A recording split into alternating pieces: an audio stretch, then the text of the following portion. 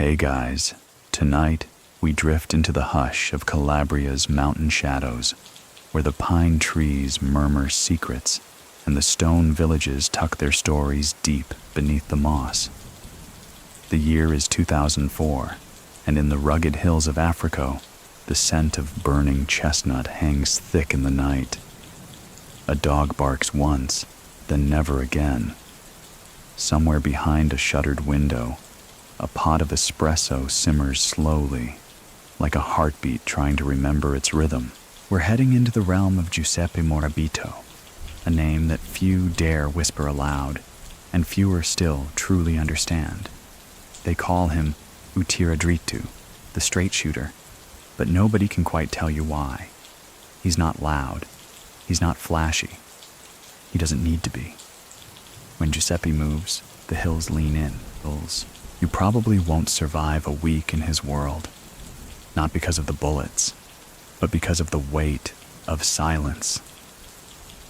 This is a place where quiet speaks louder than sirens, and one nod can echo for years. So, before you get comfortable, take a moment to like the video and subscribe, but only if you genuinely enjoy what I do here.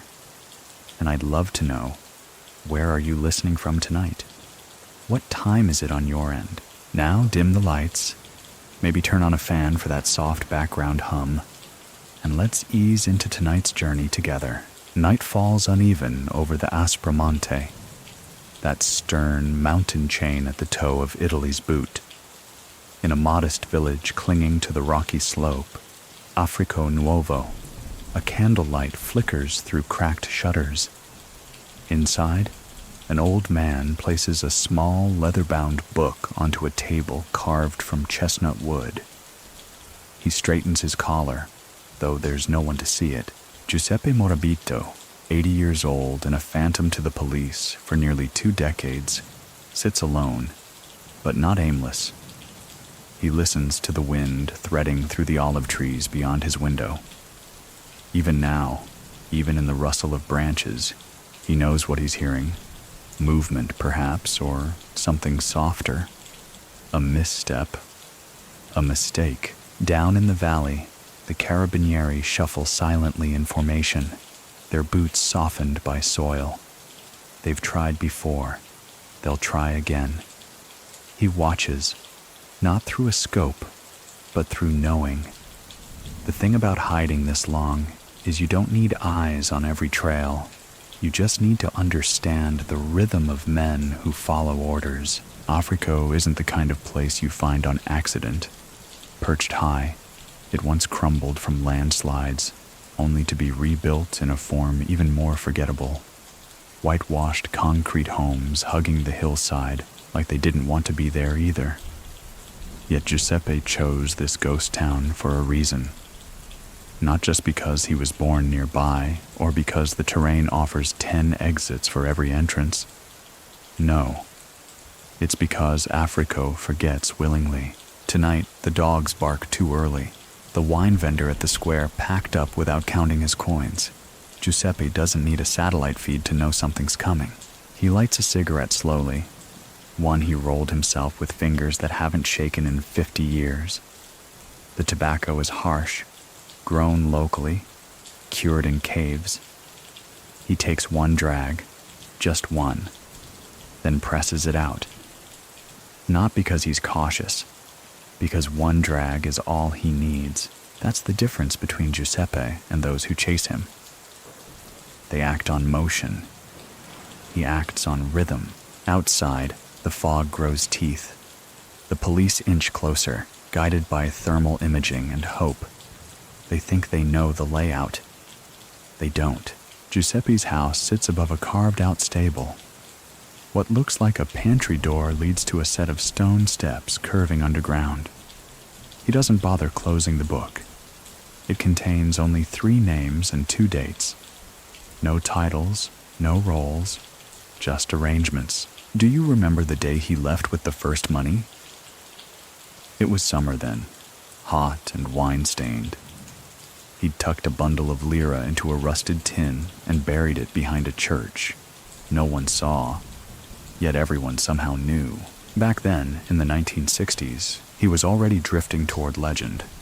But legends usually grow around bold men. Giuseppe's myth built itself around quiet restraint.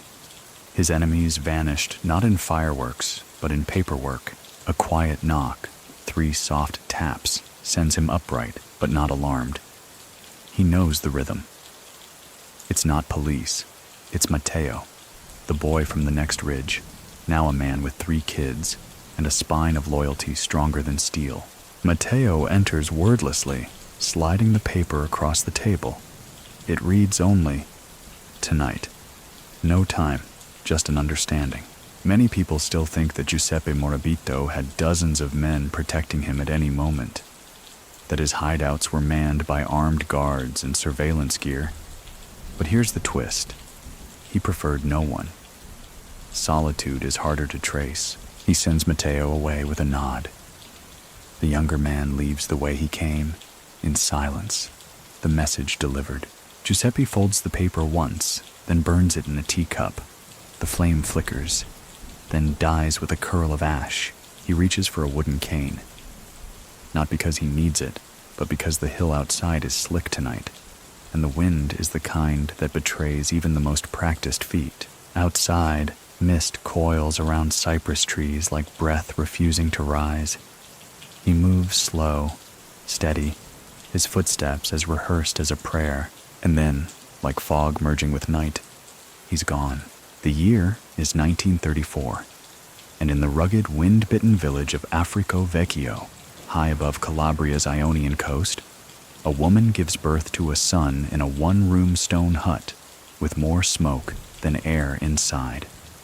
No doctor is present, just the old midwife and a cracked bowl of rainwater. They name him Giuseppe. No middle name, no papers, just Giuseppe. The neighbors don't come to visit, and no wine is shared. That, in itself, says everything. The Morabito family is already known, though not loudly. Not through headlines or notoriety, but through that ancient form of reputation that seeps through stone and vine. Giuseppe's father, Domenico, is a shepherd by trade, or so it appears. Sheep dot the hilltops like irregular commas, pausing between footpaths and abandoned ruins. But some say the sheep are merely cover, that what he's really moving is contraband, cigarettes, cloth, and other items that travel lighter than questions. Giuseppe is a quiet baby, doesn't cry much, doesn't coo. His eyes open sooner than expected, and they stay open longer. His mother, Francesca, whispers to the local women that her son doesn't blink when thunder cracks or when the mule kicks too close. One of them mutters something about occhi vecchi, old eyes. As Giuseppe grows into a wiry child, he becomes a fixture in the hills. Barefoot, quick, and covered in dust, he knows which rocks are loose and which thorns bite hardest. While other boys throw stones at each other for fun, Giuseppe just watches, measuring distance, checking for patterns. He speaks little. When he does, it's usually one sentence too few, not one too many. By 7, he can gut a fish with his eyes closed. By 10, he knows how to follow a goat trail backward, so no one can track him. These are not just survival skills. These are inherited rituals, things passed down without instruction, the way some families pass down lullabies. At night, he listens to the murmurs. The village talks, always in half sentences. A cousin went missing. A magistrate's son was warned. A barrel of wine disappeared from the monastery. Nothing ever proven, but everything suspected. Historical fact: Africo Vecchio was one of Italy's most isolated and impoverished villages throughout the early 20th century. Lacking roads, infrastructure, and any meaningful government presence, it was more connected to tradition than to the nation itself. This is the cradle of Giuseppe's worldview. No one comes to save you. Laws are written in distance, not ink. And if someone does arrive, whether cop or criminal, they leave with less than they came with. One evening, Domenico takes Giuseppe into the hills. No tools, no food, just a small satchel. They walk in silence for nearly 2 hours before stopping near a cliffside. Below, the Ionian Sea flickers like coins under moonlight. Domenico says nothing for a long time. Then, in a voice scraped raw by tobacco and salt, he says, "If you ever have to run uphill. No one follows a ghost upward. That's all. Lesson over." It's not the kind of advice you find in parenting books, but Giuseppe never forgets it. Years later, when helicopters will whir above these very ridges, it's that line he'll hear again. Many people still think that Giuseppe's intelligence network must have been vast and modern. Cell phones, encrypted messages, maybe even tech experts. But consider this. In the 1930s, his father already had a system of lookouts using mirrors and goat bells. 1 bell for a visitor, 2 for danger, 3 for silence. Giuseppe picks up on these rhythms like a second language. He knows that real power doesn't come from shouting. It comes from knowing when not to speak. By 12, he's already been approached by older boys to watch certain travelers. He doesn't ask why. He doesn't have to. He watches, and when the time is right, he nods. Or doesn't. Either way, things happen.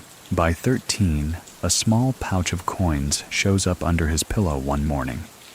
No note. No explanation. He doesn't mention it to anyone. He simply adds it to the hollowed-out stone behind the house where he keeps his secrets. Do you remember the church bell that rang twice at noon and no one knew why? Giuseppe did. It meant a message had been passed, and someone would not return from the orchard. He didn't ring it, but he knew the tone. This is how legends are built, not with fireworks, but with the rustle of dry grass and the way a glance lingers half a second too long. One summer, a government official arrives in Africa with a briefcase full of promises: funding, electricity, and road maps. No one says anything to him directly, but Giuseppe watches the man's tires go flat the next morning. The official leaves without speaking to a single soul. The briefcase never opens. Even then, Giuseppe knows something. In places forgotten by the law, silence becomes law. His father dies when Giuseppe is 15. Not suddenly, but not slowly either. Just a quiet cough that turns into something heavier. By then, Giuseppe has already become the man of the house. He buries Domenico with his own hands in a patch of land that overlooks both sea and summit. No priest, just a stone and a moment. Afterward, Giuseppe does something odd. He plants a small fig tree next to the grave. It doesn't grow well, too rocky, too dry, but he tends to it anyway, every week. Like clockwork. Years later, when the police search for clues to Giuseppe's hideouts, they never think to look near the fig tree. But he returns there often. Not for grief, but for guidance. The roots never go far, but they hold fast. The hills of Africa hum differently after Domenico's death. The world narrows. Giuseppe walks with a straighter back, but a quieter step. He says even less now, if that's possible. The local butcher notes that the boy doesn't haggle for meat anymore. He just places the coins gently on the counter and waits. And waiting, in a town like this, is a skill all its own. Giuseppe takes up his father's goats, but not just out of duty. He sees the value in solitude. Up in the hills, among the bramble and scree, no one watches. No one listens, which means he can observe without being seen. That's where the real schooling begins. From dawn until dusk, He trails the goats like a shadow made of skin and breath. When storms roll over the crags, he learns where lightning strikes most. When foxes creep low in the grass, he listens to how the wind changes. But mostly, he listens to men. Voices carry in the hills, especially when men think they're alone. In the shadows of olive trees, he hears names traded like rumors. Cousins, debt collectors, men with coats too fine for these dirt roads. Sometimes, they say nothing at all, just pass envelopes or tap the dirt twice with a cane. That's enough. Historical fact. By the 1950s, Calabria had already begun to develop as a strategic hub for smuggling routes between Sicily and the mainland. The region's mountainous terrain and fragmented governance made it a natural cradle for the growing power of the Ndrangheta. Giuseppe doesn't just hear these developments. He lives inside their echo. His father's old friends still nod at him in the market, some more quickly now. One even hands him a folded note inside a wheel of cheese. Giuseppe doesn't open it until midnight, when even the goats sleep. It's not addressed to him, but he memorizes it anyway. The message is short. Move the olives 2 days early. Route blocked. Use the creek. That's it. He burns the note in a tin can, just as his father taught. Do you remember that mule path behind the abandoned kiln? The one no one uses anymore because of the landslide 10 years back? Giuseppe clears it, slowly, carefully, one step at a time. By 17, he's reopened an entire artery of terrain that no one else even notices. One day, an older man approaches him at the well, short, round, and wearing a hat too clean for field work. He calls Giuseppe Figliolo and offers him a cigarette without asking his age. They speak for 4 minutes. That's it. 4 minutes that change everything. After that, Giuseppe begins disappearing for long stretches of time. A week, then 2.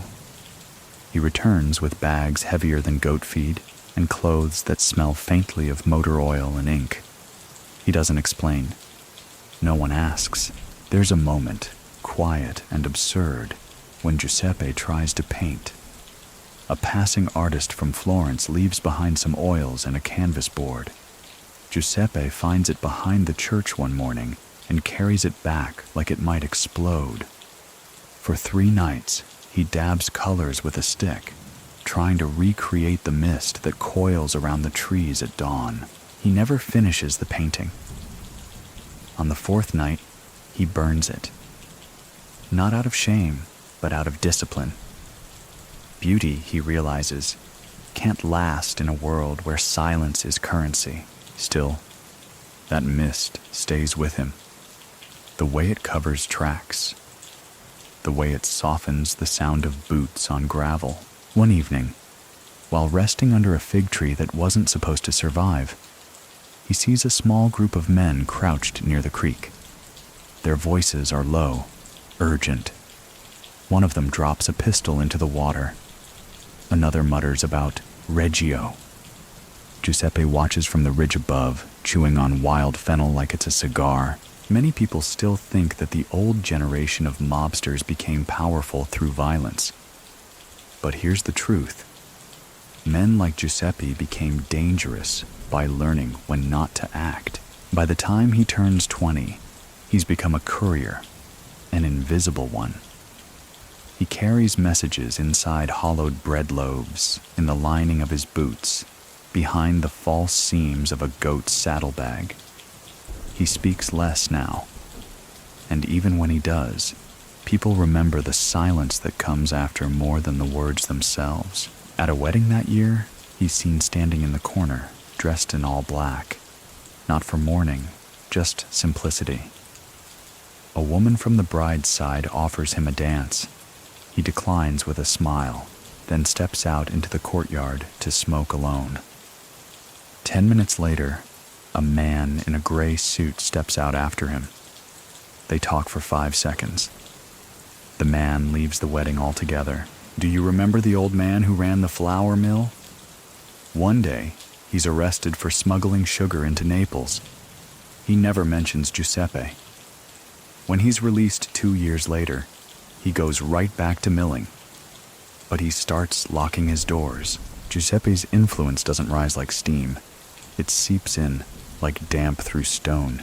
By 22, he owns nothing in his name, but controls 3 bakeries, 2 truck routes, and a vineyard.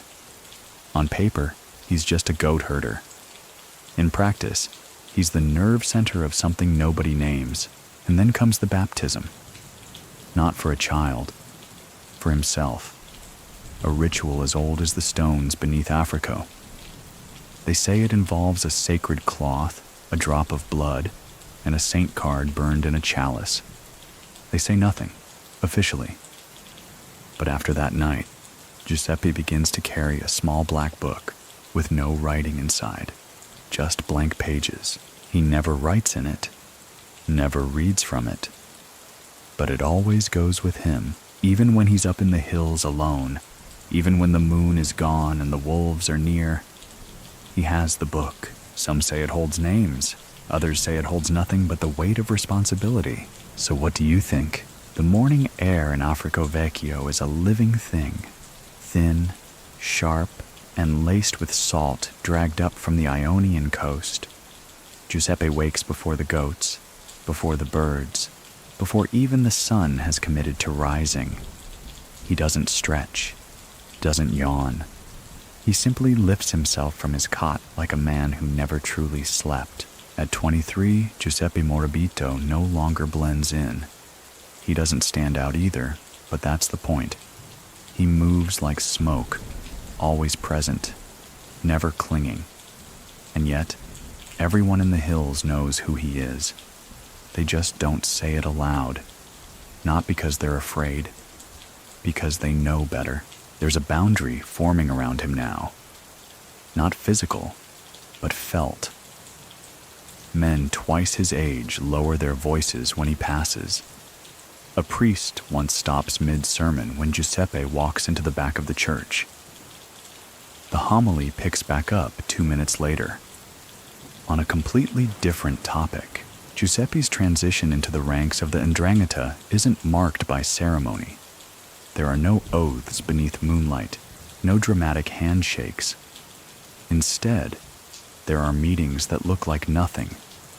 2 men passing near the vineyard, a nod exchanged over shared bread, a coin flipped into a well. The signs are there if you know where to look, and Giuseppe knows them all. Historical fact. Unlike the Sicilian mafia, the Ndrangheta maintained a looser, more decentralized structure, relying heavily on familial ties and localized decision-making. This made it harder for law enforcement to map, and easier for men like Giuseppe to ascend quietly. One day, a man named Rocco arrives from Reggio. His shoes are too clean, and he carries himself with the stiffness of someone unused to hills. He's here on behalf of someone else, though that someone is never named.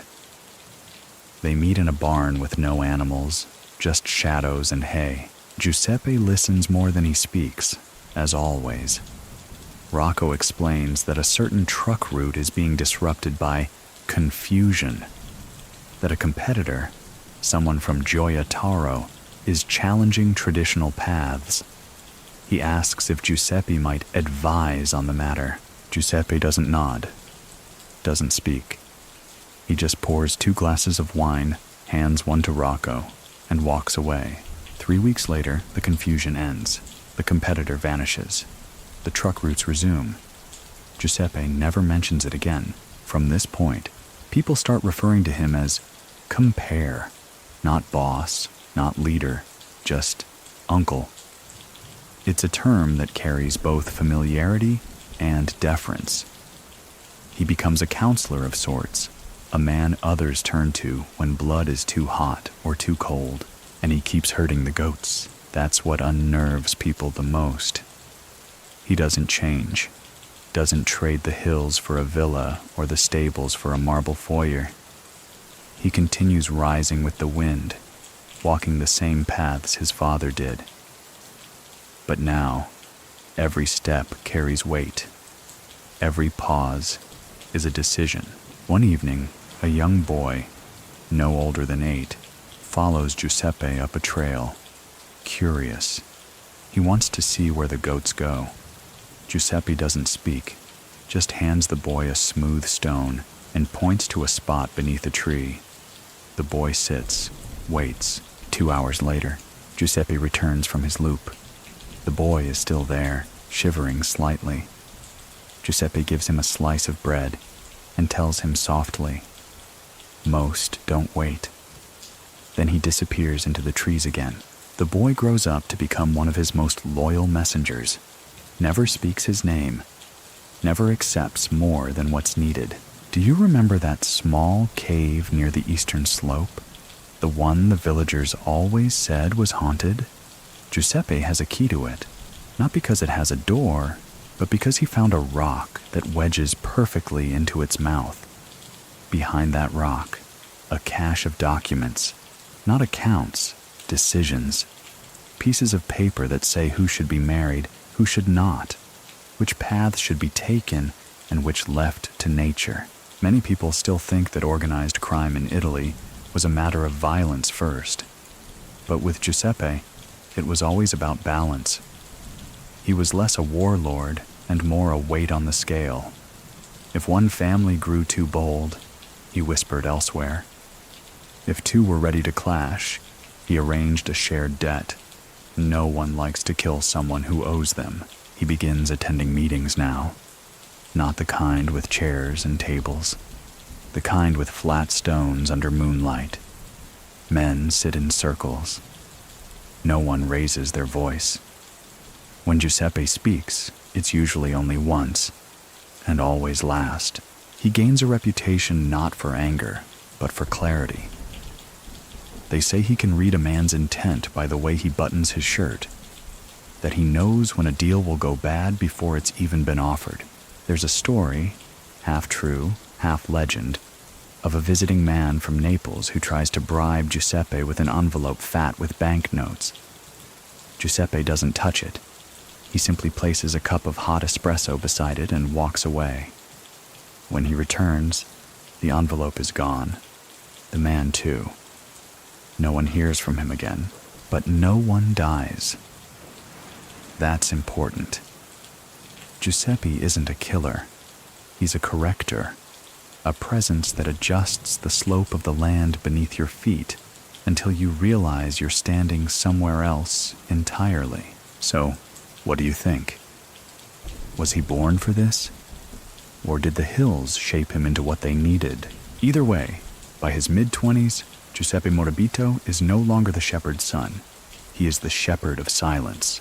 There are things in Africa you don't talk about, like the sharp turn on the mule path where horses refuse to step, or the woman who sells bread but never lights her oven. But the vineyard incident, that was a different kind of silence. It began like all these things do, quietly. A patch of land up for sale, rocky, untamed, and, according to anyone with sense, worth less than the sweat to farm it. But this particular patch had history, not just family memory, but blood-stained soil, hidden graves, whispered promises that lingered longer than any vine could root. 2 families laid claim to it. The Martelli, whose cousin once died there in 1927, and the Alamondi, who claimed their grandfather bought it in secret during the war. The town braced, not visibly. There were no locked shutters or packed bags, but in smaller ways. Men sat farther apart at the cafe. Wives lit candles without saying why. The priest started giving homilies about forgiveness in tones too calm to be coincidence. Giuseppe said nothing. For 3 days, he simply walked the ridge above the disputed land. No audience, no message, just his presence circling it like mist, deciding whether to settle. Then, one morning, he appeared at the church, not for mass, not for confession. He simply entered during the lull before Vespers, nodded at the sacristan, and stood in the back. Both families were already there, each pretending the other wasn't. Giuseppe didn't walk toward either side. He sat alone in the last pew, watching the flicker of the sanctuary lamp. When the priest began to speak, it wasn't from the pulpit. He came down to the aisle, laid both hands on the wooden pew in front of Giuseppe, and paused, then said 3 words. "It will rest." No one quite knew what that meant, but no one argued. That afternoon, both families withdrew their claims. The land was left untouched, not abandoned, just preserved. Like a page in a book no one dares turn. Historical fact. The Ndrangheta places immense cultural and operational value on territory. Unlike other mafia groups, control of land is not merely economic, it's symbolic. Land disputes often reflect deeper historical resentments, making mediation a delicate art. Giuseppe, even then, was a master of that art. He didn't mediate with rules. He mediated with gravity. He didn't say, "This is how it will be."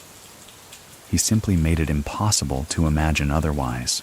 There's an old woman who swears she saw him in the vineyard that night, just after midnight, walking between the stones with his hands behind his back, like a priest inspecting graves.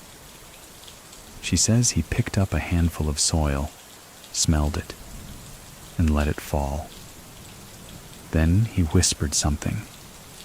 Not to her, but to the ground. What did he say? She doesn't know, or won't say, but she's kept a jar of that dirt on her mantle ever since. Giuseppe's influence by now stretches beyond Africa. In nearby towns, Bianco, Bovellino, San Luca, his name floats like a fog that never fully lifts, not spoken aloud, but invoked in actions. A baker who once tried to raise prices without approval finds his flour shipment misrouted. A young upstart from Ardor, eager to cut corners, finds his supplier suddenly unreachable. And yet, Giuseppe's hands remain clean. He touches nothing, orders nothing. He simply watches, and the world adjusts itself. Do you remember that old bench outside the post office? Giuseppe sat there every Tuesday, same time, same coat. He never mailed a letter, never read one, but men would sit beside him, one at a time, never overlapping. Some brought papers, some brought questions, all left lighter than they arrived. He began using code words, not in the way gangsters do in bad movies, but in the way poets do. The olives are late might mean a shipment has been delayed. The goats are restless could signal an impending clash. He'd test the cleverness of others not by how they decoded the message, but by whether they caught the tone behind it. At 29, Giuseppe is invited, informally of course, to a gathering near Locri. A crimine, though no one calls it that aloud.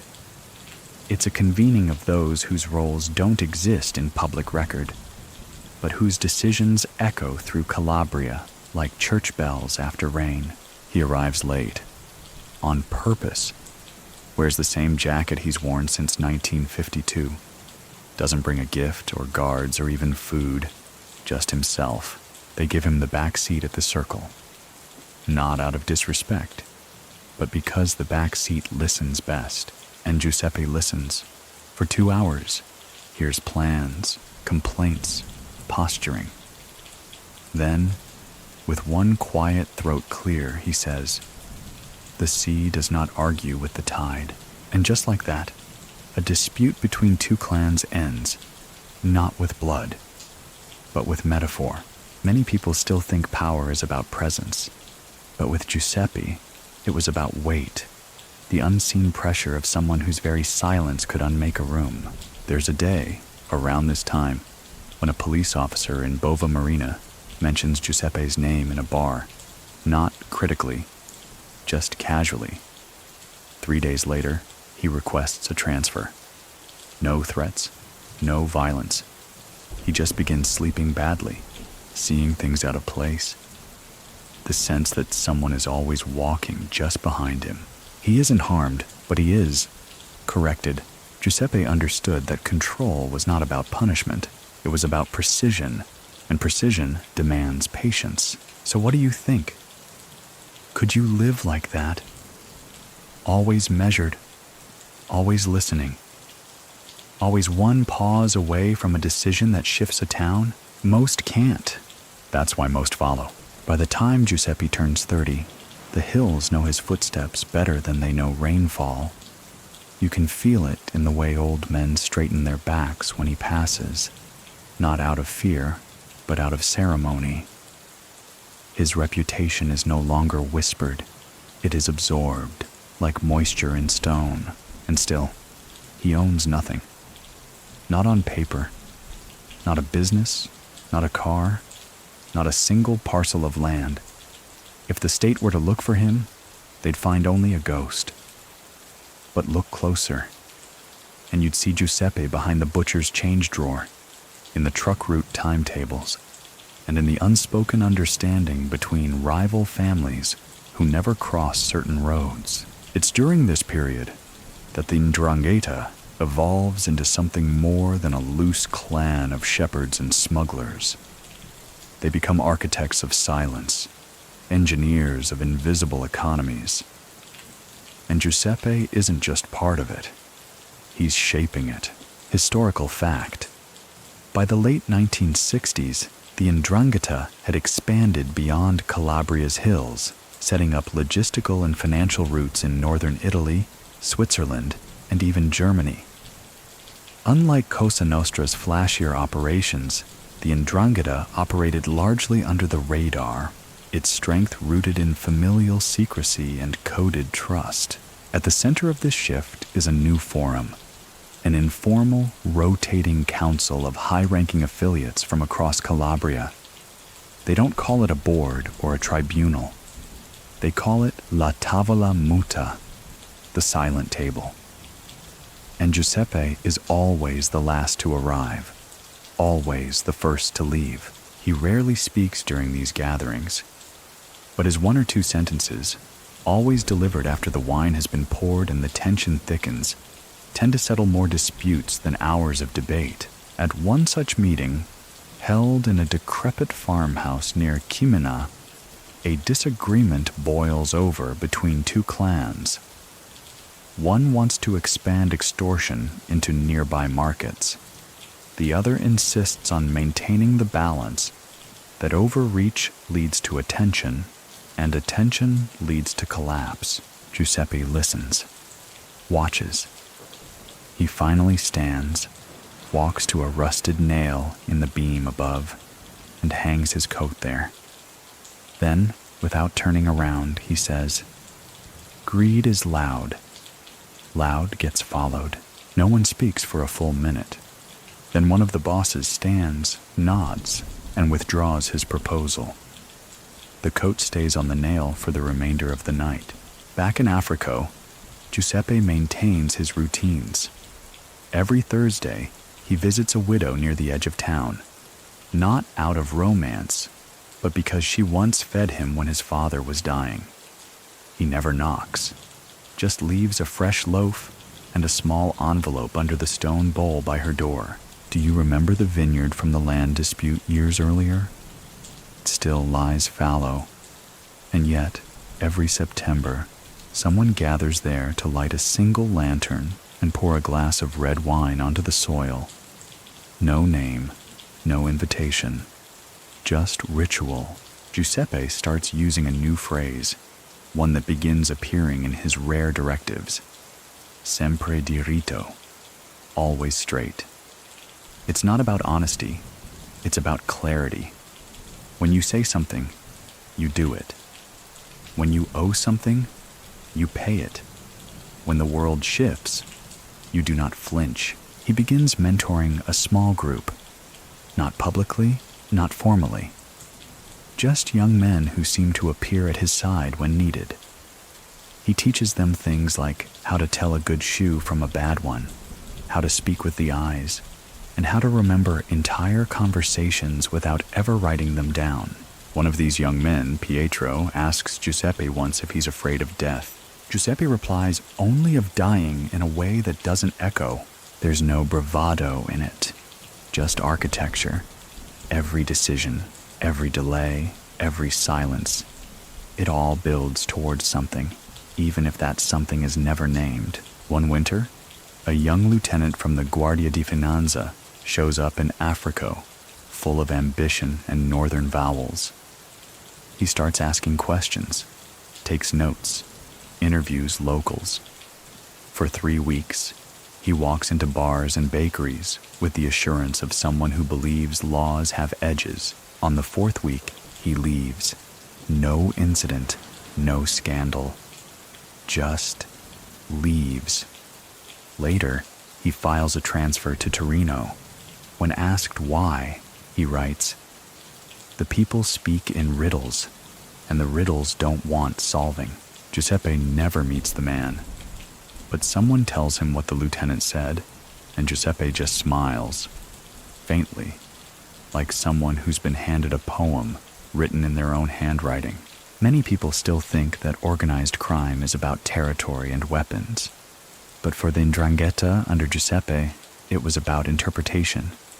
Knowing when to act was easy. Knowing when not to act, that was mastery. There's a time when a woman's son goes missing, rumored to have joined a rival clan in Gioia Tauro. She comes to Giuseppe's house in the rain, doesn't knock, just waits. Giuseppe lets her wait 5 hours. Not out of cruelty, but because silence has to be earned. When he opens the door, he gives her dry clothes, a warm meal, and a sentence. He'll return, but not the way you hope. 2 weeks later, the boy returns. Limping, scarred. He never speaks of what happened, but he never leaves Africa again. So, what do you think? Could you build a life entirely out of pauses, out of suggestion, out of the certainty that when you do speak, people will lean closer, not because they must, but because they want to understand? Giuseppe does, and in this silence, he begins laying the foundation for something far more powerful than empire. Legacy. Some marriages begin with fireworks, others with serenades, dancing, and too much grappa. Giuseppe Morabito's marriage begins with a quiet handshake and a loaf of bread placed between 2 families. No announcement, no procession, just a nod exchanged beneath a pergola heavy with vines and the subtle shift of alliances that ripples outward from the hills. Her name is Lucia, daughter of a respected olive grower from Ardor. Not flashy, not loud. She wears black even before it's required, and walks like she's counting every step. No one remembers when they first started seeing each other, mostly because no one ever saw them. Giuseppe marries her in the back chapel of a deconsecrated monastery. 3 witnesses, 1 priest, a vow spoken low enough that only the stone walls remember. There's no feast, no photographs, just a single bottle of wine and a fire built not for warmth, but for warding off questions. And still, everyone knows.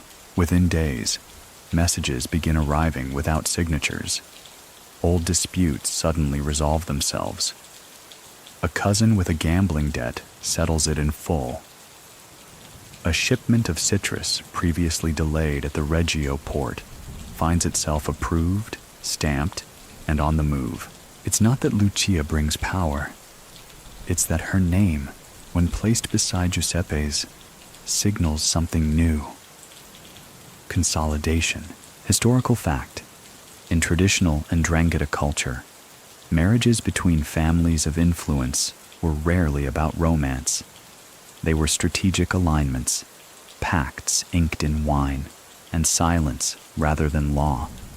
The women often played quiet, yet crucial roles in maintaining codes and vetting trust. Lucia doesn't speak much, but when she does, her words hold weight. At a market dispute, over a delivery of spoiled anchovies, two vendors begin shouting. Lucia simply places her hand on one of their arms and whispers, "Perhaps the sea didn't bless us this week." The shouting stops. The issue dissolves. Later that day, the offending crate is removed without discussion. She never interferes with Giuseppe's work, but her presence becomes a kind of radar. If someone speaks out of turn, she remembers. If someone smiles too wide, she recalls the moment. She sees everything, but records nothing. Their home isn't large, but it's fortified, not with walls, but with discipline. Every door creaks just so. Every window sits at a particular angle.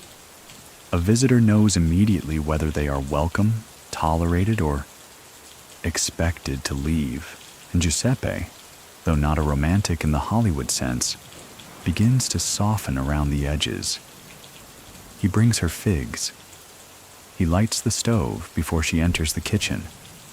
And every Sunday, no matter what the world is doing outside, they sit at the same table with the same 3 olives and 1 glass of wine between them. They never speak of politics, violence, or territory during these meals. Only the vineyard, the clouds, the neighbors, and whether the priest has been preaching too long again. Do you remember the time the Morabito house was said to be cursed? The one night a young man tried to graffiti the outer wall and was found 3 villages over the next morning, barefoot and confused? Some say Giuseppe tracked him down. Others say Lucia did. What's certain is this: no one ever touched that wall again. Giuseppe's respect for Lucia borders on reverence. She is not his advisor. She is his echo. He once said, overheard by a passing baker, that Lucia sees the shadows I miss. They never have children. No one ever asks why. In a town like Africa, some questions are carved into the rock and then buried under it. Instead, their home becomes a waypoint, a silent embassy for those needing permission, protection, or perspective. People arrive with problems. They leave with silence and new instructions they don't remember receiving. One evening, a cousin of Lucia's arrives uninvited. He's drunk, loud, talks about the old days, about how things used to be before Giuseppe started pretending to be a priest with goats. Lucia listens, nods, offers him water. The cousin continues, slurring, insulting, waving his arms like he's daring someone to react. Giuseppe doesn't enter the room until the man has gone silent from fatigue. Then he helps him to the door and says, "We all forget ourselves sometimes, but the mountain never does." The cousin never returns, not because of fear, because something in him understands. He crossed into a silence that has no doors. Many people still think marriage in the mafia world is either transactional or decorative. But with Giuseppe and Lucia, it is tactical and sacred. Their union is less about emotion, more about alignment, like 2 stones placed perfectly on a scale, neither outweighing the other, but together defining balance. They walk the vineyards together in the late evenings. Giuseppe doesn't talk during these walks. Lucia hums low, tuneless melodies passed down from her mother. He listens like she's reciting prophecy. One night, during a walk beneath a swollen moon, she says, "One day they will forget the words we said, but not the way we carried silence." Giuseppe nods, doesn't speak. "So, what do you think?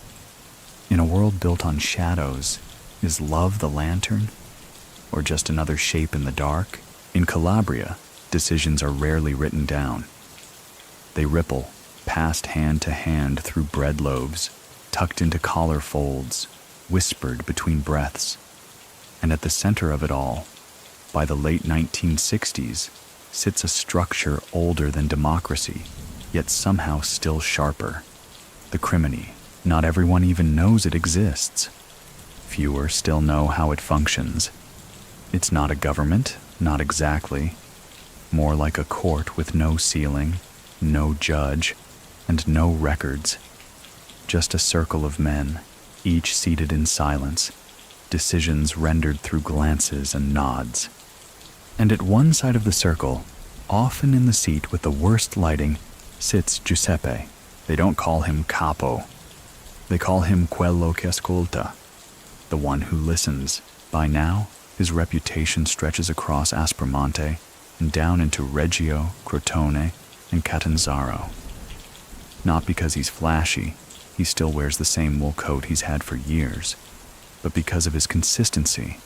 His word is iron, his memory surgical, and his silences, well, they're often louder than gunshots.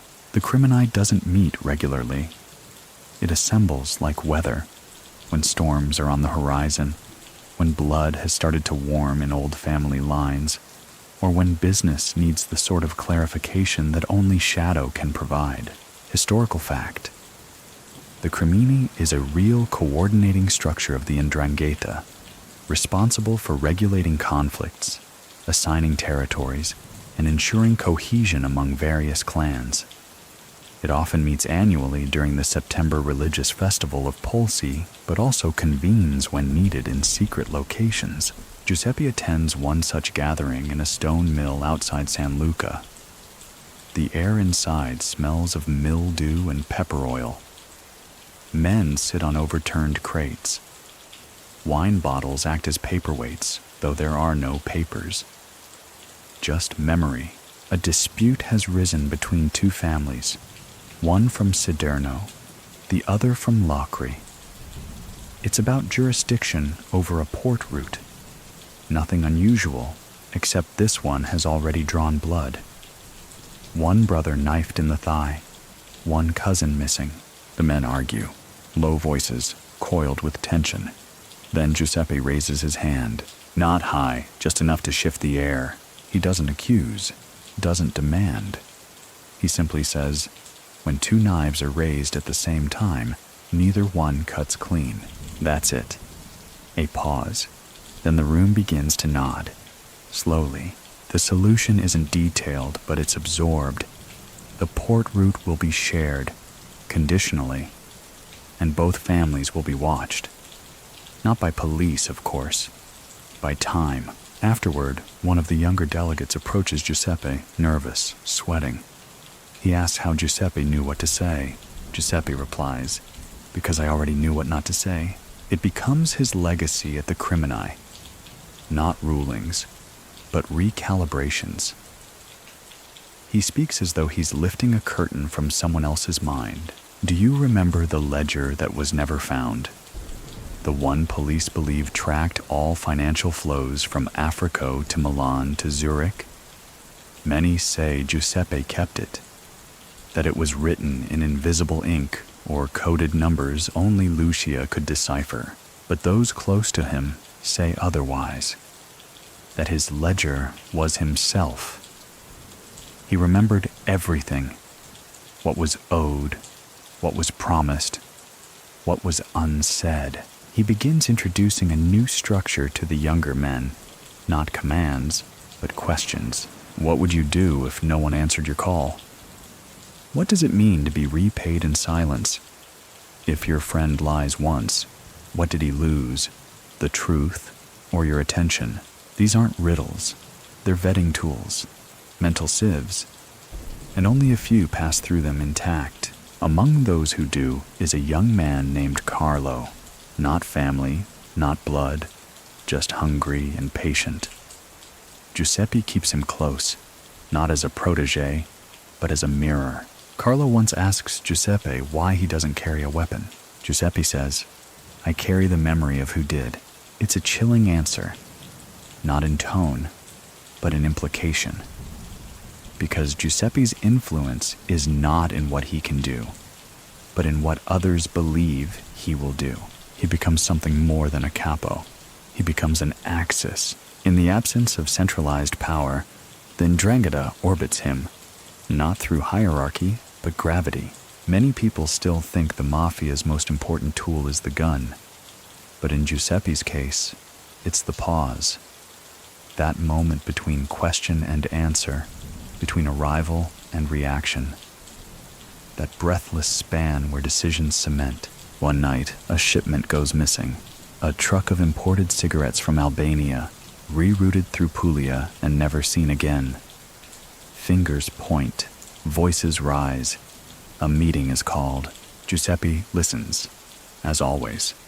Then he says, "The truck left. The trust did not." The accused man blanches. Nothing is said.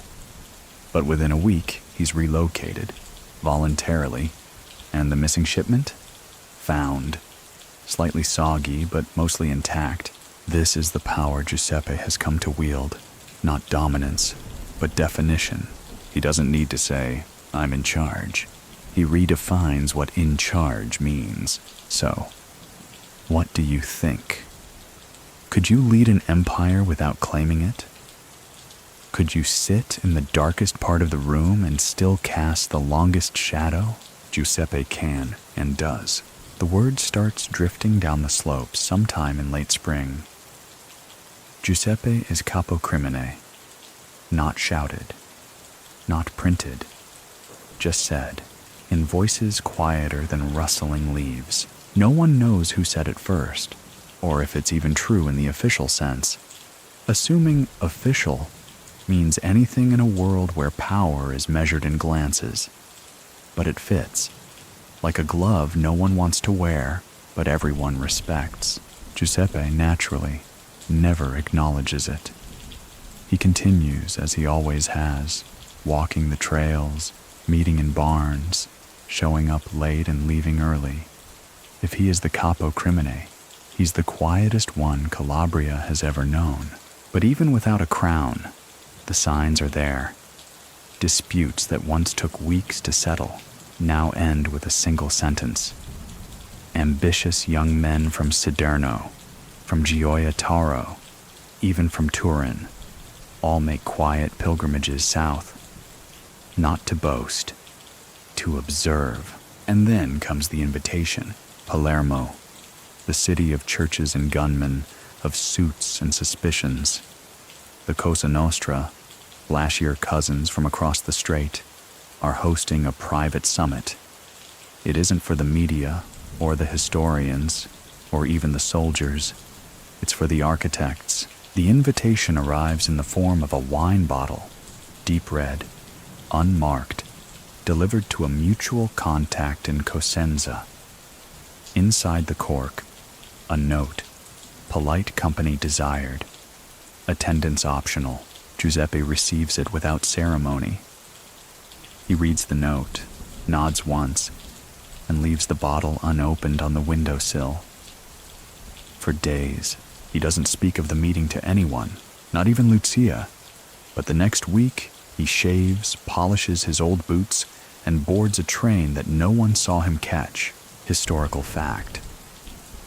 Although historically distinct and often territorially separate, the Sicilian Cosa Nostra and the Calabrian Ndrangheta have long maintained channels of communication, especially when logistical or political pressures required cooperation.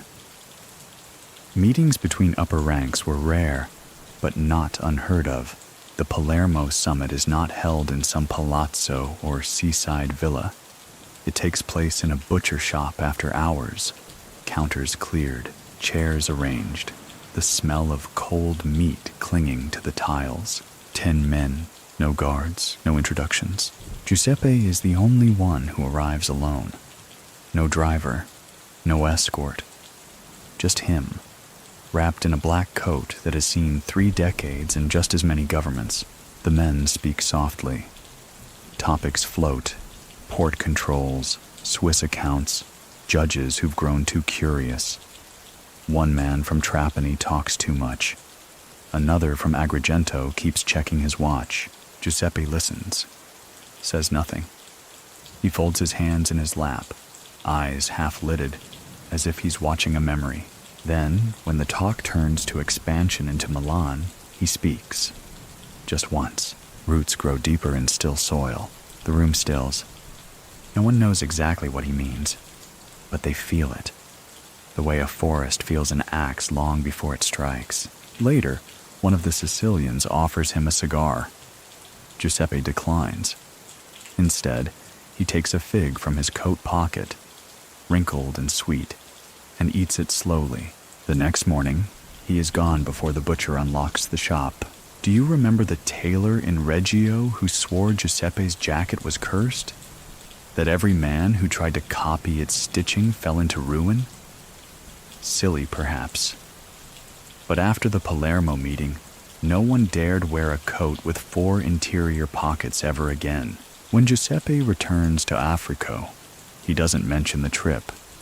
But the goats seem calmer, and the wind in the trees carries a different rhythm, like it knows a wider world has shifted. And yet, nothing changes in his routine. Thursdays are still for visiting the widow. Sundays for sharing silence with Lucia, but the calls increase. They don't ring. They arrive in ways the outside world can't track. A bakery delivery arrives with one too many loaves. A child forgets a scarf on the doorstep. A dog, not Giuseppe's, begins sleeping near his gate. These are the signs. Messages encoded not in language, but in pattern. And Giuseppe, more than anyone, reads patterns like scripture. He begins coordinating not just Calabria, but connections into Switzerland, Argentina, even Canada. Not directly, never directly. He simply makes sure the right hands are shaking, and that each handshake is neither too firm nor too soft. Many people still think being a mafia boss means sitting at a table with gold rings and angry men. But Giuseppe's table is a flat stone beneath a fig tree, and his rings are calluses. One evening, a younger affiliate from Milan arrives unannounced, eager, dressed too sharply. He wants permission to diversify. He talks about crypto, about banks, about modernization. Giuseppe listens. Then he asks, "Can you climb the same hill twice?" The young man frowns. "What does that mean?" Giuseppe doesn't answer, just stands, walks out. The meeting is over. 2 weeks later, the young man disappears, voluntarily. The message is clear. Modernize, yes, but don't forget where the roots are. So what do you think? Could you command a continent without a phone? Without an office? Without ever raising your voice? Giuseppe could, and he did, with a fig in his pocket and silence for his kingdom. By the early 1970s, change smells like diesel and bleach. The hills remain, ancient and unmoved, but everything else, commerce, power, loyalty, is shifting under Giuseppe's boots. The old contraband routes, once dominated by tobacco, spirits, and cloth, now hum with something far more profitable and far more dangerous. White powder, cocaine. At first, it moves like a rumor. One that enters through the docks of Gioia Tauro and whispers up the valleys, offered only to those who know how to say no first. Giuseppe hears it not from a courier or a cousin, but in the hesitation of a fisherman delivering cod 2 days too late. That pause, too long between words, too short between blinks, tells him something's changed. He doesn't react with alarm. He reacts like a clockmaker noticing a gear turning too fast, because Giuseppe knows what cocaine brings. Money, yes, but also arrogance. And arrogance gets followed. Historical fact. The 1970s marked a pivotal shift for the Ndrangheta as it became deeply involved in international drug trafficking. While Cosa Nostra handled much of the U.S. heroin trade, the Calabrians took a lead in European cocaine routes, forging ties with South American cartels. Giuseppe doesn't dive into the business. He curates it. He chooses who touches it and who doesn't. For every man eager to expand into narcotics, 2 are told to stick to citrus and sugar. It's not morality, it's sustainability. He begins sending messages to contacts in Buenos Aires, Sao Paulo, and surprisingly, Antwerp. Not through letters or couriers, through silence. When someone doesn't receive a reply, they know they're not approved. Do you remember that old wine merchant in Saderno who suddenly bought 2 new trucks but couldn't explain the invoices? 2 months later, his business is seized. Not by the state, but by the shadows. Giuseppe never mentions him. But the man relocates to Umbria and is never seen in Calabria again. One of the first shipments routed through Africa is disguised in a convoy of bakery flour. Giuseppe insists on supervising the preparation himself, not the loading, but the choice of which bakery gets the contract. He picks one run by a widow who bakes only on Thursdays and always overproofs her dough. Reliable, he mutters, because she fears waste. The shipment goes through untouched, and word begins to spread, not just through Calabria, but beyond. Morabito's hills are open, quietly, carefully, open, but he never brags, never expands too quickly. For every 10 proposals he receives, he allows 1. Sometimes 1 every few months. His goal is not growth, it is control. He adds new layers to his operations. A goat herder begins studying customs forms. A cheese merchant starts hosting out-of-town relatives who speak Portuguese. And a young school teacher, quiet, methodical, begins flying to Milan once a month, always with the same suitcase, always with the same 3 books inside. Many people still think organized crime is about force. But in Giuseppe's world, it's about camouflage. He doesn't hide from the law. He hides inside the ordinary. One day, a misrouted crate ends up at a police checkpoint outside Palmy. It's labeled tiles. When opened, it reveals actual tiles, plus 2 kilos of tightly wrapped product embedded in the grout. The police investigate, of course, but nothing links back to Giuseppe. No fingerprints, no names, no suspicious bank activity. Instead, the officer in charge finds a handwritten note in the crate. To repair what broke. Do you remember the dog that barked 3 nights in a row behind the Morabito house? Locals say it was warning of a raid, but Giuseppe never moved, never even blinked. The raid never came. The dog stopped barking. He begins employing more women, not as couriers, but as filters. They determine who gets through the first layer, who deserves to wait, who deserves to be forgotten. One of these women, Rosaria, works in the local postal office. She's never seen at meetings, never overheard saying anything of consequence. But letters addressed to nowhere often pass through her hands, and somehow always reach their destination. Giuseppe gives her a necklace one winter. Not gold, not silver, just a tiny bell made of dried olive wood. It rings only when you need to listen, he tells her. Rosaria wears it under her blouse for 37 years. Giuseppe starts walking less but watching more.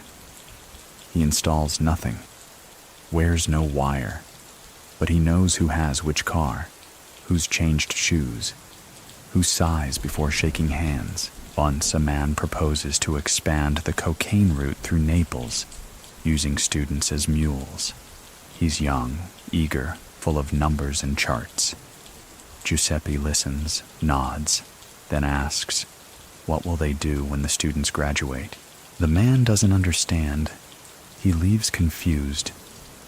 2 weeks later, his contact in Naples is arrested, and the plan dissolves. Giuseppe never mentions the man again, but the next shipment goes through Germany instead. Clean.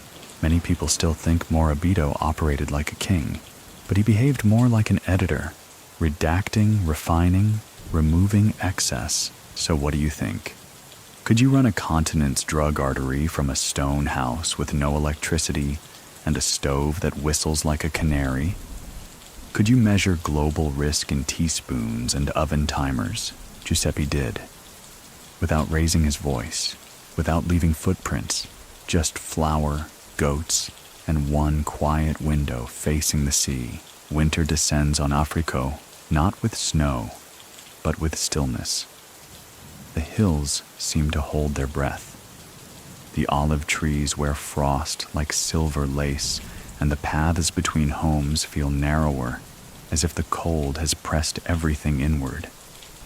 But inside the quiet, Giuseppe moves the way he always has, unhurried, unannounced, unreadable. The 1970s are almost done, and yet time has no grip on him. While the rest of Italy churns with strikes, scandals, and the flickering neon of modernization, Giuseppe's world remains lit by candlelight and conviction. He doesn't carry a watch. He carries memory, and memory is more accurate than clocks. It's during this season that Giuseppe makes one of his boldest and most invisible moves. He starts coordinating not only drugs and land and allegiances, but currency. Not the kind printed by governments, but the kind that flows in bundles across borders, uncounted, untraceable. The bank? Switzerland? The route? Simpler than you'd imagine.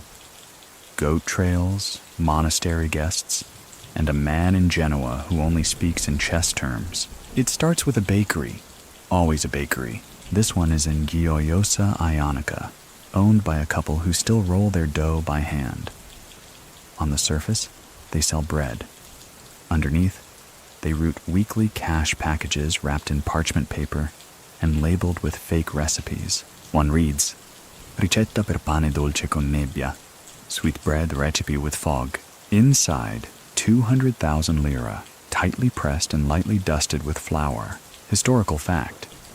The Ndrangheta's money laundering methods were notoriously complex and effective. They involved not only shell companies and real estate, but everyday businesses, restaurants, funeral homes, bakeries, where cash could enter quietly and leave clean. Giuseppe doesn't handle the cash. He doesn't even count it. That's not his role.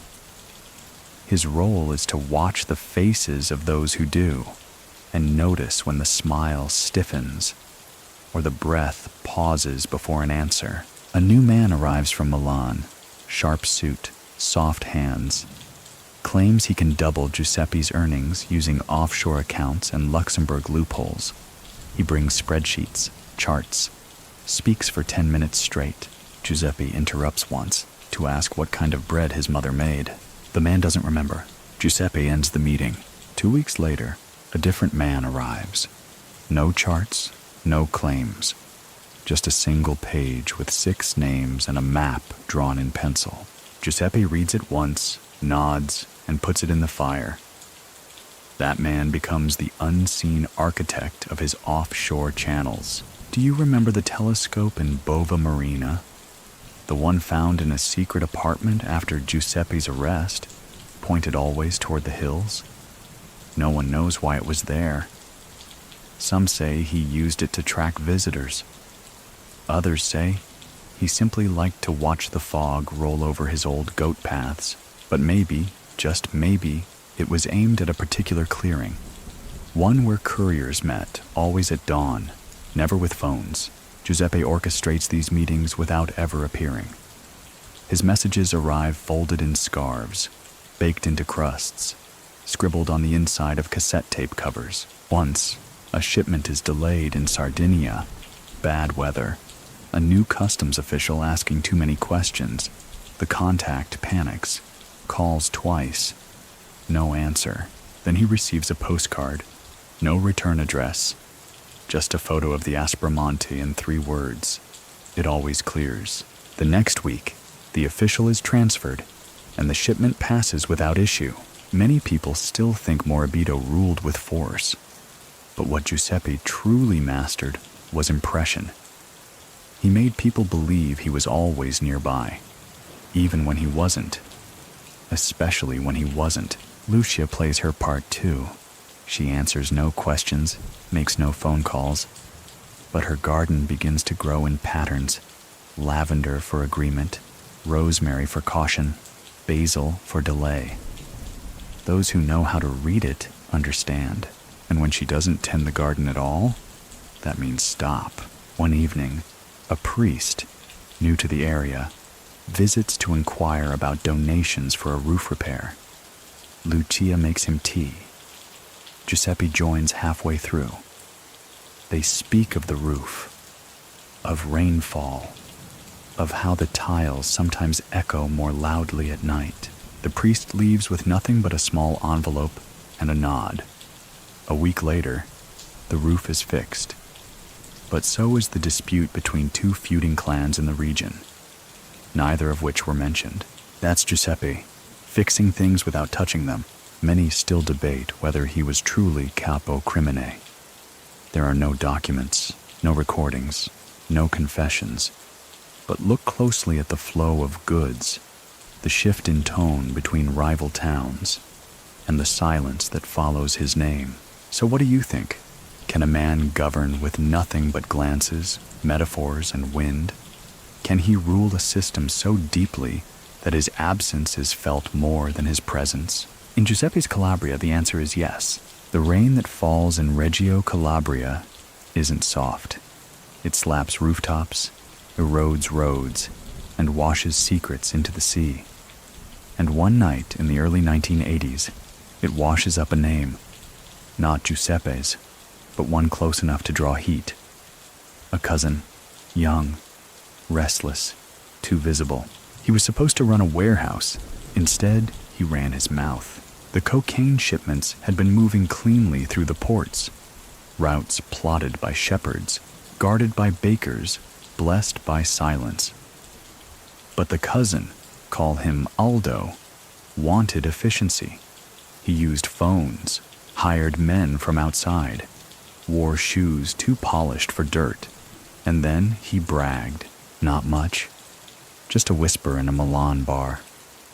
You eat cheese, I move bricks. That kind of whisper. Someone heard, someone always does. Within a week, the Guardia di Finanza started watching the warehouse. Within a month, 2 drivers were arrested. Within 6 weeks, Giuseppe's name appeared on a list. One of those internal documents passed between suits who don't understand that silence, when cracked, becomes thunder. And still, Giuseppe didn't flinch. He simply stopped showing up. Not in public. Not even in private.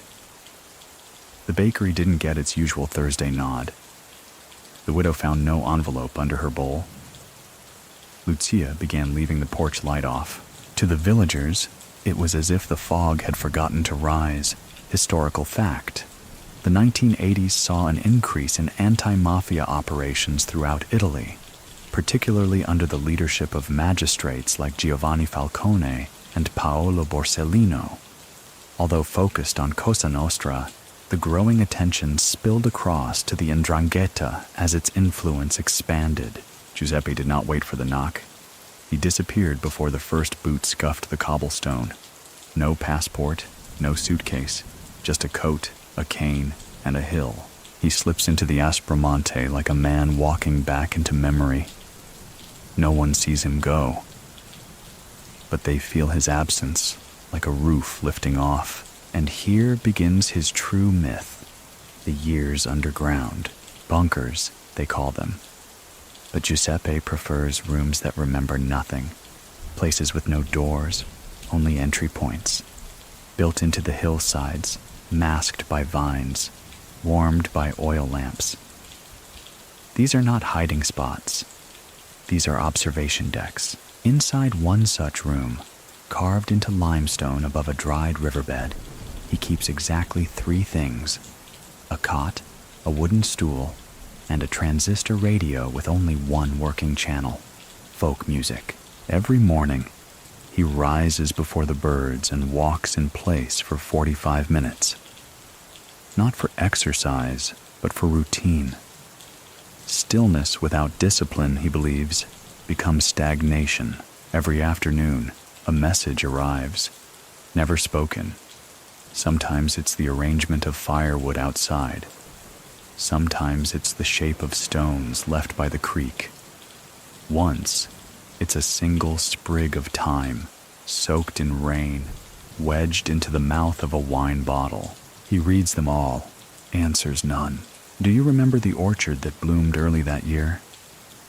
Locals said it was the weather. Others believed it was Giuseppe's doing, some kind of coded sign. Either way, no one picked the fruit until summer. Out of respect, from the caves, he still governs. Routes are adjusted, accounts frozen, new blood tested, not with questions, but with silence. If a man can last 3 months without hearing anything and still wait, he's loyal. The cousin, Aldo, is dealt with, not violently, just adjusted. He's moved to Messina, put in charge of a parking garage that sees no cars. His voice fades. His shoes lose their polish. Giuseppe sends no order, just a suggestion. Meanwhile, his relationship with Lucia shifts. They see each other less, speak even less than that. But when they do, on the rare nights when she walks 2 hours into the hills with a basket of bread and a scarf wrapped too tightly, it's as though nothing has changed. One such night, she arrives during a storm, mud in her boots, fingers shaking.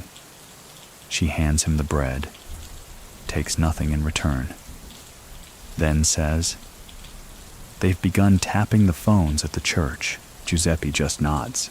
The next morning, the bell tower mysteriously collapses. "A lightning strike," says the paper. The priest resigns, and the phone lines go quiet. Many people still think Giuseppe vanished entirely during these years. But ask the right people: the beekeeper, the tobacconist, the girl who sells candles at the market, and they'll tell you, he never left. He simply became elsewhere. He starts using goats again, not as cover, as couriers. Small capsules tied beneath their bellies, sent between ridges. No one checks a goat, especially not one that bites. Do you remember the cave with the small lantern, always lit, even when no one was there? That was him. A way for messengers to know he was alive, alert, and waiting. The flame never flickered, not once. He doesn't resent the cousin, or the police, or the weather. Giuseppe doesn't believe in resentment, only in rhythm. Something fell out of sync. He adjusted it. That's all. So what do you think? Could you disappear without leaving? Could you lead a network by being a ghost among ghosts? Giuseppe could. And in the quiet, in the cave, in the scent of thyme pressed into rain-damp stone, he's never been louder. The snow never settles in Africa. Not truly. It drifts down in flurries, dusting rooftops like powdered sugar, and then vanishes before it has the chance to mean anything. But the money, oh, the money, that settles. It settles in cellars, under floorboards, in the seams of jacket linings, and inside hollowed-out loaves. It settles in memory. By the early 1980s, Giuseppe Morabito has mastered not only his terrain, but time itself. He no longer reacts to events. He anticipates them. He doesn't just respond to betrayal. He adjusts gravity until betrayal cannot find purchase. He is less man, more pressure system, felt, not seen. And his empire, if one dares call it that, runs with uncanny precision. From the outside, it looks like nothing.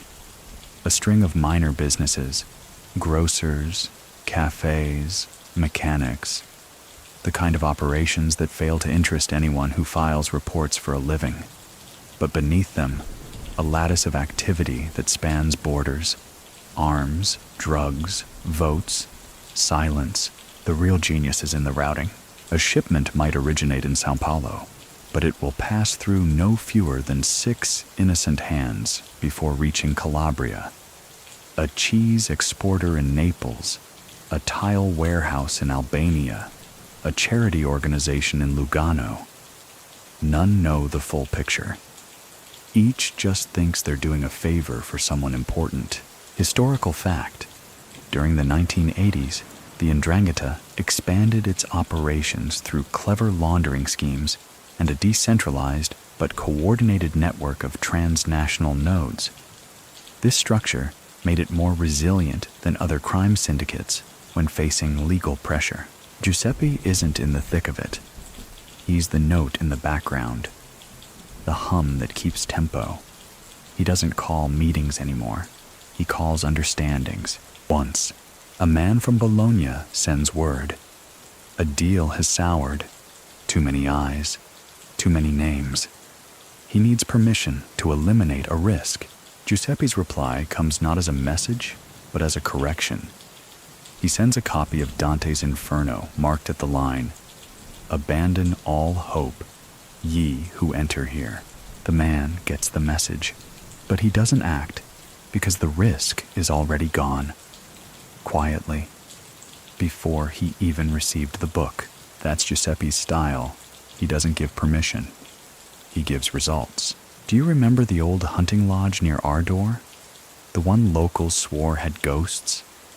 One winter, lights were seen there for the first time in decades. Men entered at dusk, left at dawn. No cars, no records. But afterward, a new alliance emerged between clans that had been bloodlocked for 30 years. No one claimed the credit, but everyone knew who set the table. Giuseppe's power lies in creating inevitability. He shapes conditions so that people believe they've made their own decisions. He doesn't coerce. He curates. The money flows freely now, not in briefcases, but in renovations. The mechanic gets new lifts. The cafe expands its menu. A vineyard suddenly has a functioning bottling line. And still, Giuseppe has no bank account, no ID, just a face and a rhythm. Once he receives word that an international task force has been created. Interpol, Carabinieri, Swiss investigators. They're forming a Calabria profile, tracking financial irregularities, mapping connections. Giuseppe smiles, not because they're wrong, but because they're late. His response? A series of small adjustments. A bakery in Bianco changes hands. A trucking company in Locri shifts its fleet to Argentina. A contact in Marseille suddenly retires to a monastery in Umbria. Each move is subtle, but together, they erase the lines the investigators were just beginning to trace. Many people still think criminal genius is about making bold moves, but Giuseppe proves it's about making the last move, the one that closes the board. He begins working more with the elderly, retired men, widows, teachers, not to recruit them, but to listen. They know who is sleeping poorly, who started dressing better, who no longer looks people in the eye. And in Giuseppe's world, that's the same as intelligence gathering. One retired teacher, Giulia, becomes particularly useful. She sends Giuseppe postcards from her travels. They're innocuous, bland. Had a lovely meal in Bari. Weather cloudy, but the stamps are the message. Croatian stamp, trouble in Rijeka, Vatican issue, meeting approved. A goat in snow, delay shipment. No one intercepts them, because no one believes old women still send postcards. Giuseppe keeps them in a wooden box, never replies, doesn't need to. Do you remember the barber shop that suddenly stopped offering shaves, only haircuts? That wasn't about razors. That was about the courier who always carried messages sewn into his shaving aprons. With no shaving, there were no messages, no risk. Giuseppe made that decision without a word, just a glance. Lucia watches all this unfold without comment. She keeps the garden trimmed, her answers shorter than usual. At night, she sometimes places an extra blanket on the porch. For whom? No one asks. But it's always gone by morning. One evening she asks him, "Are we near the end?" He replies, "We're always near something." Many still debate how he stayed hidden so long. Was it bribery, fear, or just luck? But what do you think? Could you build a world so quiet, so carefully tuned, that even your enemies forget what your voice sounds like? Could you make people look for you in the dark, only to realize you were the dark? Giuseppe didn't need to hide behind walls. He hid behind the belief that no one that quiet could possibly be in control. And that belief, he made sure it settled like snow. In the town square of Africa, the benches remain the same. The stone fountain still trickles its modest stream, and the pigeons still gather where the breadcrumbs are most frequent. But the rhythm of the place has changed. It's 1985. The Carabinieri are walking differently, more deliberate, less like they belong. Journalists are visiting the region, asking awkward questions with smiling faces and bad shoes. And in Reggio, an entire wall of a station is now dedicated to mug shots and maps linked with red string. At the top right corner, printed larger than most, is a grainy photo of Giuseppe Morabito, mid-blink, mid-shadow, mid-lie, if the papers are to be believed. But Giuseppe, of course, is nowhere to be found. Not in the city, not in his home, not even in the caves they've begun to search with heat sensors and sniffer dogs. He's moved deeper, not just into the hills but into abstraction. He becomes a ghost wrapped in habit, nowhere, yet everywhere. The police call it latitanza, life in hiding. But Giuseppe doesn't see it that way. To him, it's presenza profonda, deep presence, historical fact. Giuseppe Morabito officially went into hiding in the early 1990s, but intelligence suggests his period of self-imposed invisibility began much earlier, following a crackdown on organized crime structures and increased international cooperation. He remained a fugitive for over a decade. In practice, it looks like this. A man in Bova Marina receives a visit from someone who says only, "The stove needs mending." That's the signal. He changes the radio station in his shop to classical music and leaves the back door unlocked. The next morning, the issue is resolved. A debt is paid. A problem disappears. No one speaks. In Africa, Giuseppe becomes legend. Not the kind with statues and songs, but the kind that appears in the corner of your eye. Kids say he walks the trails with wolves, that he once scared off a helicopter just by looking at it. None of it's true, but none of it's false enough to dismiss either. Do you remember the vineyard? Yes, the same one. The one no one farms. Someone has started trimming the vines again, lightly, lovingly, as if practicing for the return of something sacred. Giuseppe doesn't need to order loyalty. He harvests it, like figs, like silence. One of his oldest allies, Carmine, dies suddenly. Heart failure, they say. The funeral is sparsely attended. Giuseppe isn't there. But 2 days later, his walking cane is found leaning against the chapel's wall. No message. Just that. A sign of goodbye. That same week, a young lieutenant is reassigned. No explanation. The police ramp up pressure. Taps are placed in payphones. Drones are tested. The Reggio command begins reviewing every real estate transaction since 1970. Still nothing. Because Giuseppe hasn't signed anything in decades. Because Giuseppe isn't anything. Not in the eyes of bureaucracy. He's not a man. They'd understand a man. He's a rhythm. A goat wanders into a shop and bleats. The shop closes for 3 hours. When it reopens, the owner has new accounts and fewer questions. A loaf of bread arrives on a table in Bianco. The crust is marked with a single line. The baker says it was a mistake, but the man receiving it nods and leaves the cafe before finishing his espresso. These are not accidents.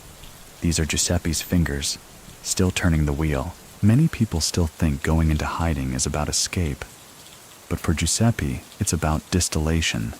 He is reducing himself to pure presence, no clutter, no distraction. At night, he listens to old cassette tapes, not of meetings or evidence, of waves. Lucia once recorded the sea on a handheld player and gave it to him with no explanation. He listens to it every night before sleep. Once, in a bunker high above the Ionian coast, a young courier asks him, "Why stay here? Why not run? Disappear?" Giuseppe replies, "If you run, they chase you. But if you vanish standing still, they get tired first." Another time, a man brings him news. Someone in Catanzaro has begun speaking. Names, dates, places. Giuseppe doesn't react. He lifts a blanket, reveals a stack of tiles painted with lemon branches. "Start building the oven," he says. "The message? We don't panic. We cook. Do you remember the dog that barked at the moon for 3 nights, then vanished?" People say it followed Giuseppe, that it walked behind him until it forgot how to bark. And so the myth grows. Lucia, back in Africa, speaks even less now. But her garden thrives. The lavender expands. The basil climbs the stone wall. Many believe this is her code, that if the garden ever dies, so has Giuseppe. But it keeps blooming. So what do you think? Could you erase your name from the earth without ever leaving it? Could you disappear so thoroughly that your existence becomes folklore, yet your influence stays concrete? Giuseppe did, and in doing so, became the most visible, invisible man Calabria has ever known. By 1990, the world outside Calabria is moving faster than ever. The Berlin Wall has fallen. The lira flutters with instability. Satellites orbit overhead. Fax machines whine in every office. But in the Aspromonte Mountains, time still bends around one man's silence.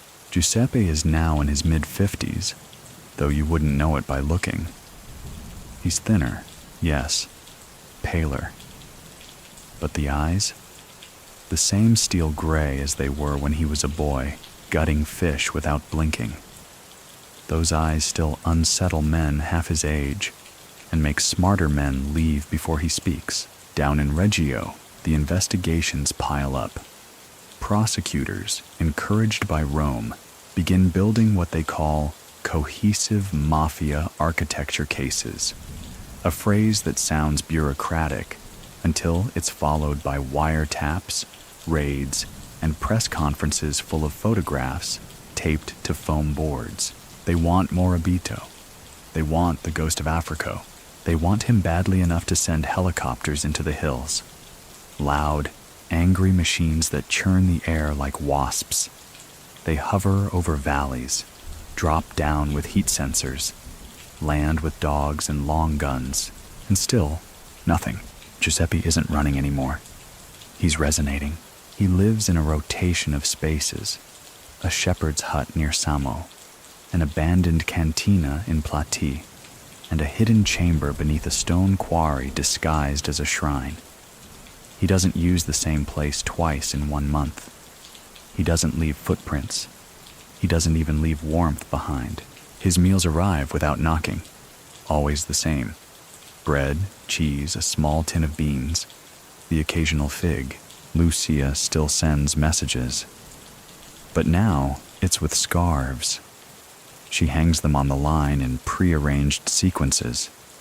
Blue means no movement. White, they're listening. Red, time to shift. She never smiles when doing it. It's not nostalgia, it's strategy. Do you remember the telephone pole struck by lightning, even though the sky was clear? Locals said it was the mountain's warning. But the truth? It was sabotage, measured, timed, and precisely placed to disrupt a surveillance net that Giuseppe had predicted 2 weeks before. Historical fact. By the 1990s, Italian police began deploying sophisticated surveillance tools, including advanced phone taps, bugged vehicles, and regional tracking teams. The Ndrangheta's structure, with its familial secrecy and rural outposts, proved especially difficult to penetrate. Giuseppe is not impressed by their new tools. He understands that every advancement brings with it a blind spot, and blind spots he's made an art of. He begins issuing commands in strange ways, through the footpaths of goats. Certain couriers are trained to walk specific routes, counting steps. The number of steps, pauses, and turns translates to letters. Messages formed with dirt and rhythm. To the untrained eye, just a man walking his animals. To those who know, orders from the top. One night he receives a warning. A new prosecutor, young and theatrical, has arrived in Reggio. Ambitious, hungry. He wants Morabito's head like a trophy. Giuseppe doesn't flinch. Instead, he sharpens a pencil and draws a map on a scrap of linen. It's not a map of roads. It's a map of silence. Places where sound travels far. Places where walls listen. Places where breath must be held. He sends it to no one. He keeps it folded under his bed. It's not for others. It's for him to remember how to move like mist. Then he does something odd. He begins writing. Not letters, not confessions, but phrases, observations, loose, haunting lines. The bell rings louder when no one answers. Loyalty isn't taught, it's tasted. A shadow is heaviest at noon. He writes them in a small, unmarked book. Never signs them. He burns each page after it's written. Why? Because writing it down helps him not say it later. Many still believe Giuseppe was always 10 steps ahead. But the truth? He was always only 1 step ahead. But it was the right step, the one no one else saw. There's a story from this period, a strange one. A carabinieri officer gets too close, starts asking the right questions in the right towns. One day, his daughter receives a package. No threats, no letters. Just a single orange, fresh and cold, wrapped in a scarf that smells faintly of thyme. The officer is reassigned within a week, and nothing is ever said. One evening, in his hidden chamber, Giuseppe listens to rain falling through the cracks in the rock. Each drop lands with the exact rhythm of his heart. He stares at the ceiling and whispers. They don't hear the silence. They only hear their own footsteps. That's when he knows his myth is intact. Do you remember the shepherd's path that used to curve toward the waterfall, but now disappears halfway? Giuseppe had it rerouted. Not for security, but to test memory. If a courier forgets the new turn, he's no longer trusted. Lucia continues tending the garden, but the lavender is gone now, replaced by sage. It's a quieter plant, less fragrant, more serious. Even the air in Africa changes. People speak less. Or if they do, they speak around things. Giuseppe's absence has become a presence, like a coat you still feel the weight of after taking it off. So what do you think? Could you hold power for decades without ever needing to raise your voice, brandish a weapon, or sign a document? Could you live inside legend, feeding it with stillness and disappearing before the applause? Giuseppe could, and as the rain slides down the mountain walls, unnoticed by satellites, he sleeps lightly beneath a blanket older than most governments. The forest remembers. Long after footprints fade, after stones shift and moss swallows whatever metal men leave behind, the trees still whisper who passed beneath them. And in the Aspromonte, they whisper one name more than any other. Giuseppe, by the early 1990s, he's no longer just a man in hiding. He's folklore, a shadow stitched into the seams of Calabria's terrain. Schoolboys dare each other to walk the old goat trails after sunset. Hunters leave offerings, wine, bread, dried figs, on stumps where they think he once sat. Some claim he walks with a black dog. Others say he doesn't walk at all anymore. He simply appears when the hills need correcting. Even the carabinieri behind closed doors begin calling him Il Fantasma Gentile, the gentle ghost, because no matter how hard they search, Giuseppe remains just out of reach, but he's not idle. Far from it. The machine he helped design, tight, quiet, incredibly resistant to infiltration, is operating at its peak. And even as police crack down on rival syndicates, the Ndrangheta continues to thrive, partly because of its structure, and partly because of its silence. A silence Giuseppe cultivated like a vineyard. Historical fact. In contrast to the more hierarchical and media-exposed Cosa Nostra, the Ndrangheta remained highly decentralized and family-based, which allowed it to survive major legal offensives. Its reliance on blood ties and codes of omerta made it far less susceptible to turncoats. Back in Africa, the stories are multiplying. There's the tale of the mailman who delivered a package wrapped in plain brown paper. No return address. Inside was a single cassette tape. No label. When played, it contained the sound of goats walking on gravel, followed by 5 seconds of silence, and then the wind. The mailman never worked again, not out of fear, out of respect. Another story tells of a German journalist who arrived in Africa with a camera and questions.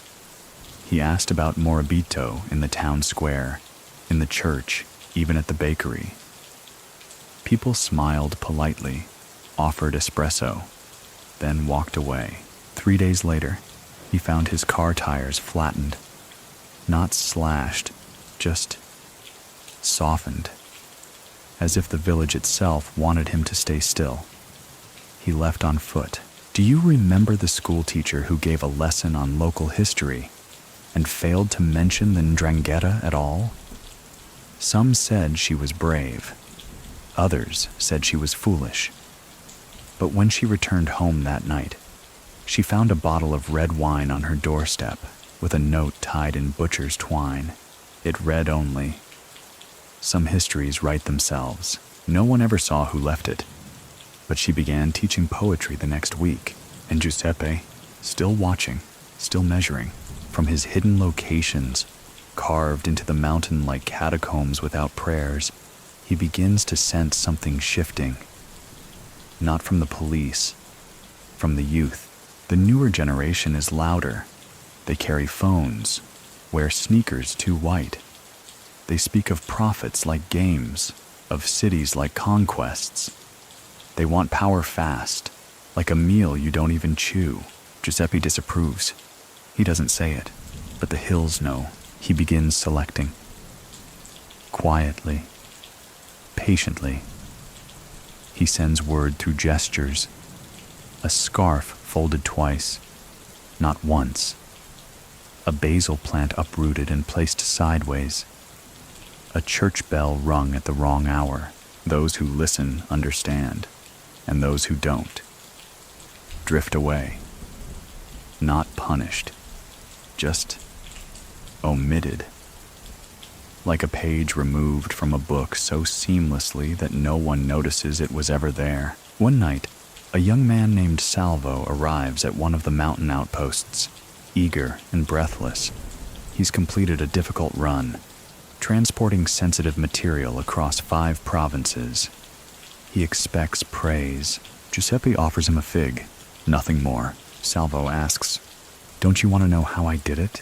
Giuseppe replies, "If you needed to tell me you didn't do it well." Salvo never returns. Some say he went north.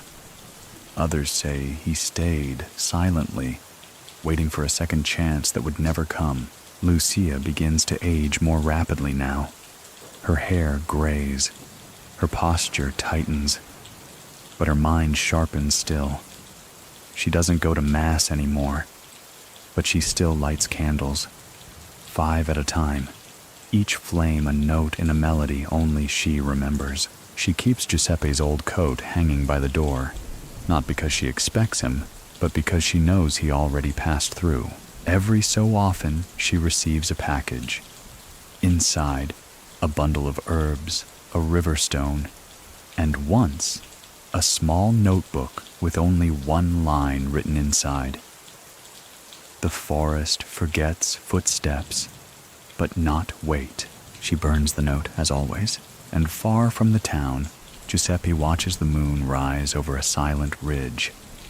He no longer walks as far, but his presence still travels. He's begun mentoring only by distance now. His last pupils never see him, only his echo. One, a man named Vittorio, receives a single letter, no greeting, just, "Trust the man who closes doors softly. Fear the one who leaves them open behind him." And in that, Vittorio understands. Control is never loud. So what do you think? Could you train men without touching them? Could you correct mistakes without speaking? Could you haunt the present while anchoring the past? Giuseppe does. And with every unspoken lesson, he secures a future where his silence will last longer than most men's empires. The message arrives folded inside a hymnal, not during Mass. Giuseppe hasn't been to a church in over a decade, but passed through hands that touch holy things. The courier doesn't speak, just places the book near a fountain in San Luca, knowing someone will pick it up and pass it onward like a communion wafer no one dares drop. Inside the cover, 4 words scratched in slanted handwriting: Blood North. Caution now, it's enough. Giuseppe reads it once, then places the book into the fire. Not because he's afraid, because it has served its purpose, and he respects objects that finish their work. The blood mentioned isn't metaphorical, it's literal. A feud has started between 2 younger clans, both expanding too quickly, both chasing profits they don't understand. One family has ties to Turin, the other to Rotterdam. And in the middle, a warehouse, a double cross, a body no one can identify, but everyone suspects. It's the kind of conflict Giuseppe was born to prevent, and now must contain. He doesn't travel, he sends a letter. No signature, just a sentence. What grows in shadow must not choke the vine. The message travels from a shepherd to a grocer to a mortician to a retired schoolteacher, and finally to a bakery in Milan, where the 2 clan emissaries sit down over espresso and cold bread. They don't speak Giuseppe's name, but they honor the line. The feud stops, not with peace, with distance. Each side retreats 2 steps and pretends to forget. This is the Accord of Africo, though no one calls it that. No parchment, no handshakes, just a decision made by 2 men who understand that surviving is worth more than proving a point. Do you remember the church pew with the cracked armrest in Bianco? Underneath it, a folded scrap of parchment with a black thread wound twice. That was Giuseppe's way of verifying the accord had been received. The thread was returned the next day, wound once, which meant understood. Historical fact. While feuds among mafia clans could spiral violently, particularly in Sicily, the Ndrangheta's decentralized structure allowed senior figures to mediate conflict through indirect yet binding communications. Respect for hierarchy, even invisible, remained crucial to preserving the organization's stability. By now, Giuseppe is rarely seen, but often felt. He begins communicating less through people and more through places. An overturned stool, a chicken coop left open, a candle lit in the middle of the day. One such sign, a ladder leaning backward against a tree in Platy, halts an entire weapons shipment. Just like that. No calls, no threats, just an understanding. And the weapons? They vanish. Lucia notices too. The garden begins to shift again. The sage is replaced with marjoram. The vines are clipped lower, as if preparing for storm season. On certain mornings, she leaves the front gate slightly ajar, only on Tuesdays. The neighbors pretend not to notice, but everyone adjusts their routines around it. She gets visitors, fewer now, always women, always with empty hands and quiet eyes. They come to sit, to be near. No one asks questions, but when they leave, their paths are clearer, as if her silence has aligned their inner compass. One woman arrives with tears, a son missing in Naples. Lucia offers no comfort, only tea. When the woman finishes, she finds a package in her bicycle basket, an old scarf and a can of shoe polish. A week later, her son returns, limping, saying only, "I was told to come home." He doesn't say who told him. Giuseppe, though unseen, is still shaping the region like a potter shapes clay by pressing from the inside. A police operation around this time uncovers nothing but confusion. Officers raid a supposed bunker and find only crates of tinned fish and a chair with 3 legs. One of the officers swears he heard footsteps the night before, but there were no prints, no heat signatures, just something watching. He never returns to Africa. Many still wonder how Giuseppe kept control without contact, but control to him was never about presence. It was about certainty. When a decision had to be made, everyone already knew what Giuseppe's decision would be. So they made it before he had to. That's influence. That's power. One of his oldest habits reemerges during this period. He begins drawing maps again, not of roads or cities, but of paths through silence. He sketches how rumors move, how hesitation in a conversation drifts from one barbershop to another, where fear pools after a shooting, and where it evaporates before the news reaches town. These maps aren't kept. He draws them in ash, in the dirt, on wooden walls, and when he's done, he wipes them clean with a cloth he never washes. Do you remember the cafe that started serving espresso without sugar, only honey? That was Giuseppe's doing. A test, to see who would ask for the change and who would adapt. Those who asked were considered risky. Those who adjusted, reliable. It's not about coffee, it's about friction. By this point, even his enemies acknowledge him differently. He's no longer Morabito. He's l'uomo dei venti, the man of the winds. Because like wind, you never see him, but everything moves when he passes. Lucia keeps a notebook now, not of plans, not of money, but of birds. She tracks their patterns, notes when the swallows arrive early, or when the sparrows go silent. Why? Because Giuseppe told her once, long ago, when the birds stop talking, it means something is listening. So what do you think? Could you stop a war with a piece of thread? Could you reroute danger with the tilt of a chair? Could you train a region to act as one body, even without your voice? Giuseppe didn't just lead. He tuned a society like an old piano, by ear, with patience, until every key played silence in the same note. The dogs don't bark that night, not when the wind shifts, not when the shutters rattle, not even when the lights flicker in the chapel across the hill. That's the first sign. In Africa, silence isn't absence, it's alertness. Something is near. Something is being decided. It's late 1990s now. Giuseppe has been a fugitive for years in name only. In function, he's more present than ever. While prosecutors throw terms like most wanted and criminal mastermind into microphones, Giuseppe is moving coins on a table in a stone room no larger than a pantry. He's planning a piece.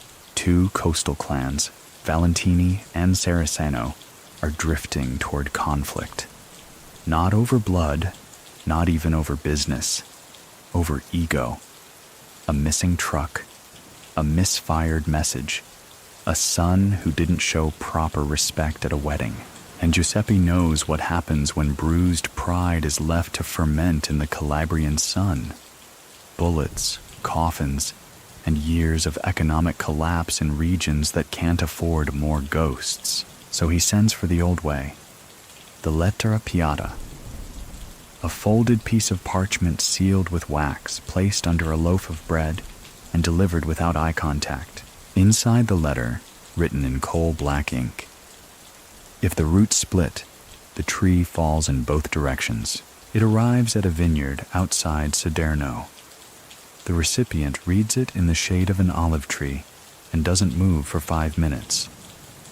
Then he burns it with a matchstick taken from a child's birthday candle. And just like that, the path to the accord begins. Historical fact. The Ndrangheta is known for resolving internal disputes through a process known as la pacificazione, a ritualized peace often arranged by higher-ranking members or external peacemakers. These resolutions are rarely documented, but are enforced with unspoken rigor. Giuseppe's version is older still. He arranges a meeting, not in a restaurant or villa, but in an abandoned shepherd station halfway up Monte Fistocchi. No roads lead there anymore, just goat paths and memory. Only 4 people are invited. They arrive separately, 2 hours apart. None speak. Inside, a fire crackles weakly. A small table holds a map drawn in ash and flour. Giuseppe is already seated when they arrive. He doesn't greet them. He waits. When they finally sit, he begins, not with accusation but with story. He tells of a man who tried to plant 2 vineyards on one hill. The roots tangled. The grapes turned bitter. The man blamed the sun. But it was the soil that fought itself. He doesn't name names. He doesn't need to. The men listen. And when he's done, he hands each of them a fig. Nothing else. They leave without speaking. A week later, both clans issue the same message.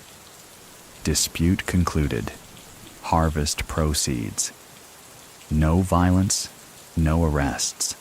Just peace disguised as commerce. Do you remember the footbridge that suddenly reopened after 20 years? No repairs were made. No workers seen. But the next morning, it stood whole. Giuseppe's signature was all over it. Functionality without attention. Back in the hills, he begins using radio again. Shortwave, scrambled, irregular. Only at night. Only when the owls begin calling. The messages are strange. Not coordinates, not instructions, just lines of poetry, half in dialect, half in Latin. The sky listens best when the earth holds its breath. A knife used too often becomes a mirror. Only a few know how to interpret them. Fewer still know they were meant for them. One recipient, a banker in Lugano, receives a frequency at 3:14 a.m. It contains only 2 words. Wash slower. He closes 6 accounts that week. No one asks why. Giuseppe starts pruning his network. Not out of fear, but refinement.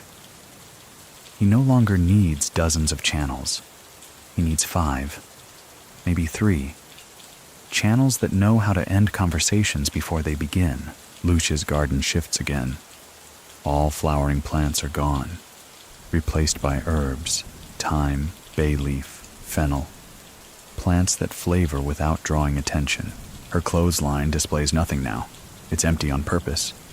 The silence has deepened. Once, a reporter attempts to speak with her. She offers him coffee. No questions answered. But when he leaves, he finds a pebble inside his coat pocket. Black, smooth, the shape of a teardrop. He writes nothing, Do you remember the stone carving above the village well? It used to be a plain circle. Now, overnight, it holds a new groove, a spiral etched so faintly that it appears only when wet. Some say it's a symbol. Others say it's a map, but everyone agrees. It wasn't there before Giuseppe disappeared. Meanwhile, the younger generation continues fumbling. A lieutenant in Vibo Valentia posts photos of himself with foreign contacts, flashy clothes, flashier cars. Giuseppe hears about it before the photos reach the paper. His response? A single shoe, sent anonymously, size too large. Inside, a message. Don't grow into something unfit to walk in. The lieutenant resigns the next week, not because of threats, because the silence around him became too loud. This is how Giuseppe reigns in the late 1990s, not by appearing, but by reappearing where memory lives. A tool left in a shed. A road swept clear. A song played on the wrong day. Each one a message, each one an act of alignment. So what do you think? Could you end a war by handing someone a fig? Could you hold a kingdom together with nothing but metaphors and long shadows? Could you be gone and still more present than the men shouting in your place? Giuseppe could, and as the last of the spring fog lifts over Africa, no one sees him, but everyone adjusts their path, just slightly, as if he might be around the next bend. By the turn of the millennium, Giuseppe Morabito has not been seen in public for over a decade. Not in the streets of Africa, not in the cafes of Bianco, not even in court documents, only in whispers and radio frequencies that sound like interference, but are anything but. He has become a theory. Ask 10 investigators what he looks like now, and you'll get 10 different answers. Some say he's skeletal, others say he's stronger than ever. Some swear he's living in Argentina, while others insist he's right beneath their boots in the hills they search monthly. He's none of these. He's all of them. He is, as they say in Africa, quello che cammina nel pensiero, the one who walks inside your thoughts.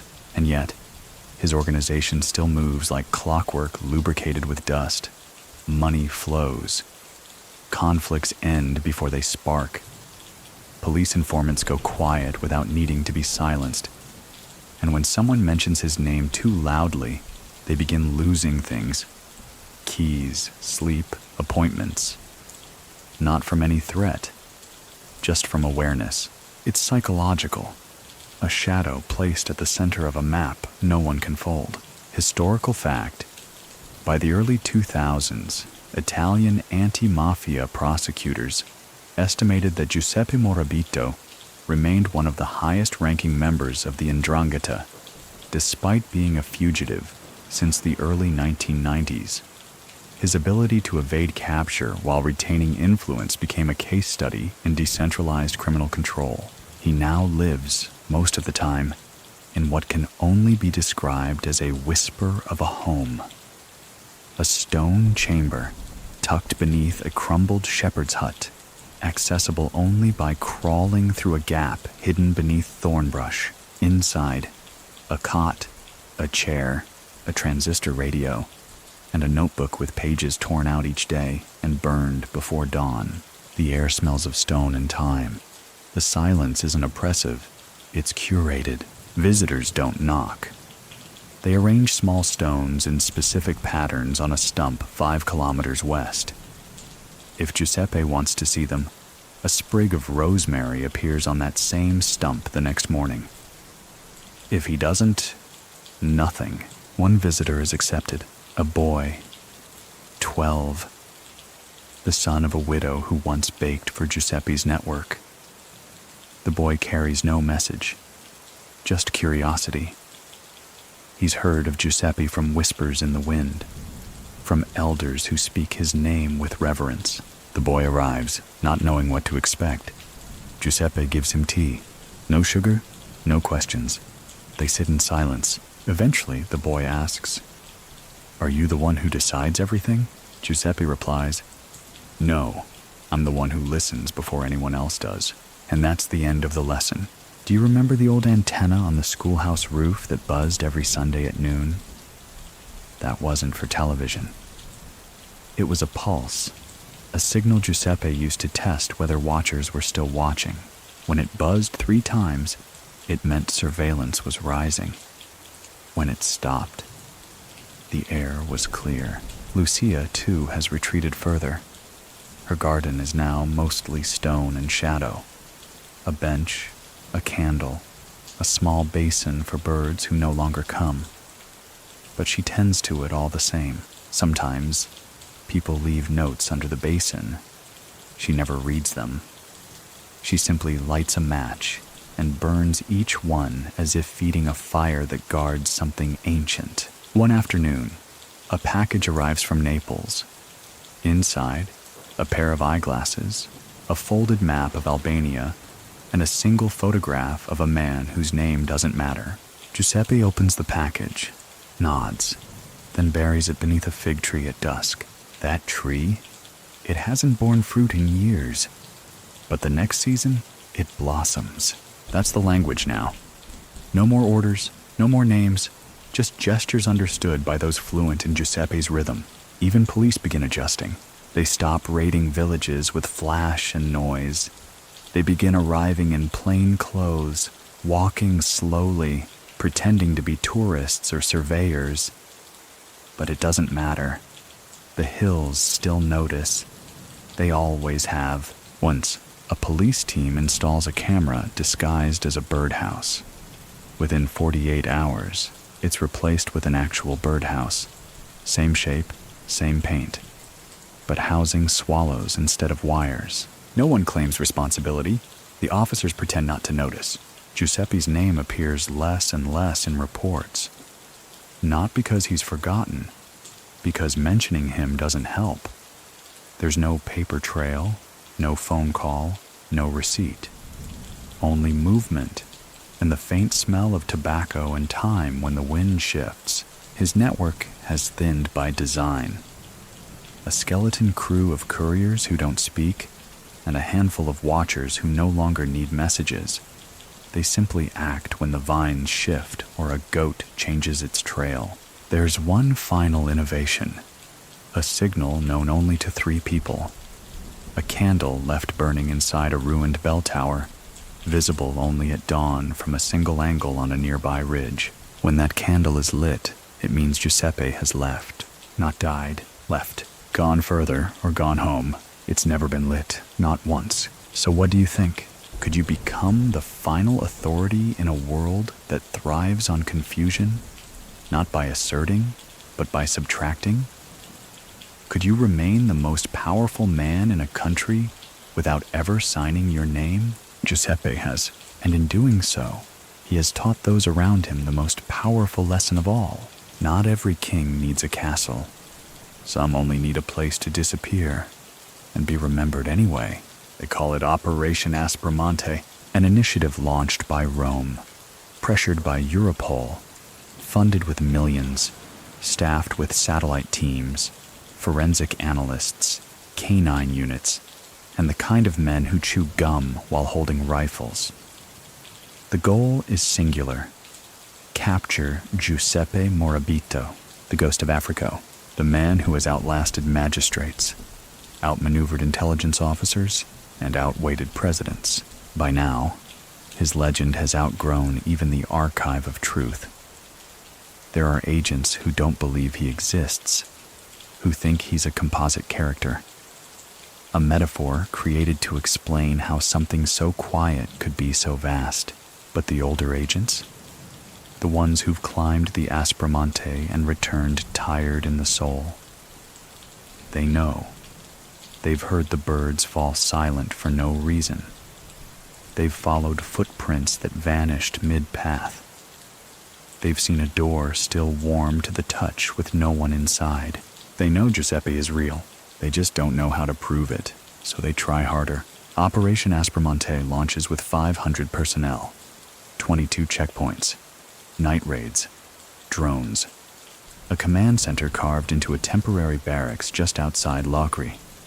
They speak of pressure. They talk of containment. Giuseppe doesn't respond. He relocates. Not with panic, but with rhythm. A rotation practiced dozens of times before. From the western bunkers to a place few remember. An abandoned apartment in Bova Marina. On the surface, it looks like a modest home. 2 rooms, a dusty balcony, a forgotten potted plant turned to bone. But inside, a world. There's wine on the table, cigars in a drawer, a telescope pointing at the hills, a set of reading glasses folded neatly next to a chessboard that has never been used. This is where he watches. Do you remember the day 5 search teams crossed paths without realizing they were walking in circles? The day the dogs refused to bark past the clearing? That wasn't luck. That was Giuseppe, orchestrating space. He knows how far a scent travels in mist. He knows which boots make less sound on stone. He knows how long it takes for sweat to stain through polyester. He knows their methods better than they do. And above all, he knows patience. Historical fact. In 2004, Giuseppe Morabito was arrested after years on the run, discovered in a concealed bunker beneath a farmhouse near Africo. Despite decades of evasion, he was found quietly, without resistance. His capture marked the end of one of Italy's longest mafia manhunts, but in 2000, they haven't found him yet. And he's not done moving. In the apartment, he keeps a radio tuned only to weather reports. He listens not for storms, but for pressure shifts. He can sense when police operations begin tightening, not through chatter, but through the behavior of birds, the taste of the air, the absence of deliveries. He starts preparing the fallback, a final space. It's not underground. It's not remote. It's normal. A farmhouse on the outskirts of Africo, owned by no one suspicious, passed between cousins like a family heirloom nobody wanted. It has a wood-burning stove, a collapsed shed, and a locked basement that no one has touched in years. That basement, reinforced, ventilated, lined with silence, stocked with stillness, it becomes his final post. Lucia doesn't know the address. She only knows when the rosemary blooms too early, it means he's moved. And it blooms every spring. She sends nothing now. Her communication is ritual, a curtain drawn in a specific way, a candle burned for exactly 4 hours, a plate washed and left to dry in the open. Those who know how to watch understand. Meanwhile, Operation Aspromonte grows more desperate. They seize properties, question farmers, map goat paths with drones. Every so often they get close. A pile of cigarette ash still warm, a boot print still wet, but never him. The officers begin calling it La Caccia di Fumo, the hunt for smoke. One night, a junior agent finds a hidden tunnel beneath a barn. At the end, a table, a chair, and a message written in charcoal on the wall. You arrived late. I left early. Giuseppe no longer runs from power. He watches it swirl and steps aside just before it arrives. His health declines slightly. He eats less, walks slower, but his mind, razor sharp. Every day he tests himself, reciting names, dates, routes. If he forgets even one, he fasts. And so far, he hasn't fasted often. Do you remember the farmhouse dog that never barked? That wasn't coincidence. Giuseppe raised it from a pup, taught it to listen for tone instead of volume, to recognize the rhythm of loyalty. It's old now, still waiting by the door, still watching the path, still listening for boots that sound like interruption. So what do you think? Could you hide in plain sight? Not beneath masks or aliases, but in habits, in nature, in the unnoticed creak of an unlatched gate? Giuseppe did. And as the millennium turns, while Rome searches databases and Interpol cross-checks names, he sits in the quiet of a farmhouse basement, lighting a single match, boiling a single egg, and watching a world built on noise crumble at the edges. The final days before Giuseppe's capture unfold like the quiet before a rainstorm, the kind you only feel in your teeth, long before it touches your skin. In early 2004, Africa is already breathing differently. There's a weight to the wind. The birds fly lower. A flock of sheep refuses to pass a familiar trail. These are not omens. These are signs. And for those who know how to listen, they spell something unmistakable. An ending is near. Giuseppe knows it too. He doesn't panic. He doesn't scramble. He prepares like he always has, with elegance. The kind of stillness that makes people think nothing is happening at all. He rotates his routine, shuffles the time he listens to weather reports, moves his cot 2 feet closer to the northeast corner. Everything is intentional, measured. And then he writes the last note. Just 3 words, placed inside a hollow brick near the back exit of the farmhouse. Water the rosemary. No one finds it until years later. But when they do, they'll know. It was for Lucia. By now, he's moving slower. He's thinner, but his mind is a sharpened whisper. Historical fact. Giuseppe Morabito was arrested on February 18, 2004, after an extensive operation led by the Carabinieri's special units. He was found hiding in a concealed bunker beneath a modest home in Africo Nuovo. He offered no resistance, and that's exactly how it happens. That morning, it rains. A steady, almost apologetic drizzle. The kind that makes boots stick in mud and cameras fog at the lens. The officers move in quietly. No sirens, no shouting. Just gloved hands, a cold crowbar, and a floor that gives way to something hollow. The trapdoor opens. Below, a narrow set of steps, a mattress, a burner stove, a transistor radio playing softly, and Giuseppe, sitting calmly on a wooden stool, one leg crossed over the other. He doesn't speak. Not at first. Just watches the officers with the expression of a man mildly surprised. The rain came earlier than forecasted. Then he says simply, "Would you like some coffee?" They decline. He rises slowly, places a folded towel on the stove, turns off the radio, puts on his shoes, not rushed, not defiant, just done. As they cuff him, one officer whispers, "We've looked for you for 20 years. Giuseppe replies, "I was never hiding. You were never watching correctly. Do you remember the fig tree outside Lucia's window? It bears fruit that spring for the first time in a decade. No one picks them. They fall softly, and the birds return. In custody, Giuseppe says very little. His lawyers speak of age, of dignity, of health. But Giuseppe? He sits with his hands folded, eyes calm, as if he's waiting for a train he already knows is delayed. He doesn't ask for special treatment. He doesn't deny who he is. He simply chooses silence when noise would only cheapen the story. The media erupts. Mafia boss captured. King of the Hills finally caught. But inside the courtroom, he is less myth, more man, lean, aged, precise. He pleads not guilty. Of course he does. But it feels ceremonial, like a bow at the end of a play. The state believes it is won, but in Africa, in the hills, in the spaces where silence still bends the world, people speak differently. They say, he let himself be found. They say, you can't catch someone who lives in places you don't understand. Lucia doesn't comment. She plants rosemary where the garden used to be. She places one smooth stone atop the soil, then another, then walks back inside.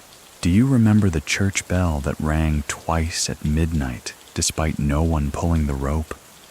That wasn't an accident. That was memory. That was reverence. That was a town nodding its head toward the man who shaped its silence. In prison, Giuseppe remains quiet. He declines interviews, refuses visitors. He writes, though, in notebooks that are confiscated and filed away. The guards read them and find only recipes, herbal guides, and long passages about wind patterns. But the old agents? They read between the lines. They understand that Giuseppe is still orchestrating, still watching, still reminding them that power never rests entirely in bars or badges. It rests in the ability to vanish without becoming forgotten. So what do you think? Can you call it defeat when a man chooses the moment of his own end? When the capture is simply a page turned in a book he's already finished writing? Giuseppe Morabito didn't fall. He descended, like dusk into night, inevitable, quiet, and unbothered. And in doing so, he proved that the loudest men rarely hold the longest shadows. The cell is 12 feet by 8, concrete, iron, and light that never dims. Not truly. A bulb hums above Giuseppe's head, flickering every so often. Not enough to cause real discomfort, just enough to remind him someone controls the switch. But Giuseppe Morabito isn't interested in light. He's interested in silence and how well it travels between walls. Inside that prison on the outskirts of Reggio Calabria, Giuseppe behaves exactly how you'd expect a man of his reputation to behave if he'd truly given himself up, not with defiance nor regret, but with a kind of intentional stillness that unsettles the rhythm of the entire block. Other inmates argue, scheme, whisper. Giuseppe sits with folded hands and waits. There's a radio in the common area. It's tuned to local news, but when Giuseppe walks in, the guard changes it to classical music without being asked. That's the sort of authority that doesn't need to be written down. His routine is minimal. He wakes before dawn, washes his face with cold water, writes on blank pages provided to him, and then, most importantly, stops writing long before lunch. The rest of his day? Observing, memorizing, occasionally chuckling at a newspaper headline that misses the real story entirely. Historical fact: after his 2004 arrest, Giuseppe Morabito was transferred to a high-security prison under Italy's 41bis regime, a special system used to isolate mafia figures from continuing command. But even within those restrictions, many believe figures like Morabito continued to exert subtle influence, and that's where the scholarly debate begins, because no one knows, truly, how much Giuseppe still runs from the inside. Some say he's finished. That age and concrete have muted him. Others insist that quiet signals still leave the prison by way of coded letters, humming radios, and prison staff who have no idea they've become messengers. So what do you think? Can a man rule from a cell without phone, visitor, or direct contact? Can the legend of his silence continue to direct motion from behind bars? Let's look closer. A young guard once found a note, folded, tucked beneath a tray. It contained only the words, "Every echo begins with one footstep." The guard didn't understand. He thought it was poetry. He never realized he was being watched. And so the silence continues. Giuseppe rarely speaks, but when he does, it's never wasted. One day, a new warden introduces himself. "I'm here to make sure you don't communicate," he says. Giuseppe looks at him, blinks, then replies, "Then I'll be the quietest man you've ever feared." He returns to his book. "Do you remember Lucia?" She hasn't moved. Not from Africa, not from her place of quiet ritual. Each morning she leaves a stone at the edge of her walkway. Some days it's smooth, other days jagged. Some say it's a calendar. Others say it's a code. She never explains. She doesn't visit the prison, never sends letters, never asks for updates. But once a month, She sends a basket to a nunnery 2 towns over. Inside, figs, thyme, and a folded napkin. The basket is never returned, but somehow always replaced the next month. One day, the guards find a letter addressed to no one, written in Latin, quoting a Roman philosopher. Power is most real when it does not announce itself. They argue over what to do. File it, destroy it, investigate. They never find out who wrote it, but it's placed in Giuseppe's file regardless. The government, meanwhile, breathes easy. A symbol has been captured. A file has been closed. A ghost reduced to inmate number 7729A. Except that number begins appearing elsewhere, scrawled faintly into walls at construction sites, engraved in chalk near the doorways of old homes in Africa, whispered at card tables before bets are placed. It's no longer a number, it's a presence. You see, some kings wear crowns, others disappear into numbers and still hold court. There's one more thing. A journalist sends in a request for an interview. Denied. But she persists. Sends a letter with no questions, just a statement. If silence is your empire, how do you measure loyalty? No reply. Not formally, but 3 days later, she receives a single photo in the mail. No return address. It's a photograph of a stone staircase, leading nowhere, overgrown, old. On the final step, carved so faintly it could be a trick of light, are 3 letters, GM. She writes nothing about it. She keeps the photo in a book of poetry, pressed flat. Do you remember the fig tree? It still blooms. Each year the fruit falls and no one picks it. Some say that's Giuseppe's last command. Let it fall and watch who steps around it. So what do you think? Is silence still silence when the world can't stop responding to it?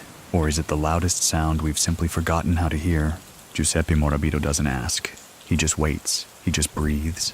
And somewhere, beyond the concrete, the message carries. Time in prison moves strangely. Outside, seasons change with bravado. Spring crashes in with its perfume. Summer drips off walls like syrup. But inside, time dissolves. There are no thunderclaps or cicada choirs. Just fluorescent flickers, the shuffle of feet, and the occasional clang of metal on metal. Giuseppe Morabito is now in his mid-70s. His hair has thinned to silver wisps, and his back bends more than it used to. But his eyes, those almond-shaped sentinels, still scan with that slow, measured sharpness. They don't dart. They assess. He speaks only when it serves purpose. That means, most days, not at all. But make no mistake. This isn't the silence of surrender. It's the silence of presence. Even the guards, rotated frequently under 41 bis regulations, begin to notice it. New arrivals are warned. Don't joke with 7729A. Don't try to impress him. And don't think he's asleep when his eyes are closed. One brave young officer once asked Giuseppe what he missed most about freedom. Giuseppe didn't open his eyes. He simply replied, "The unpredictability of wind." That same officer never asked again. Historical fact. The 41 bis regime, designed to cut off mafia bosses from their influence, places inmates in near total isolation. Yet multiple cases have emerged over the years, showing that key figures still found subtle ways to signal the outside, often through codes, innocuous letters, or legal correspondence passed through intermediaries. So again, what do you think? Can a man truly be caged if his legacy continues acting without him? Giuseppe never tried to escape. Not once.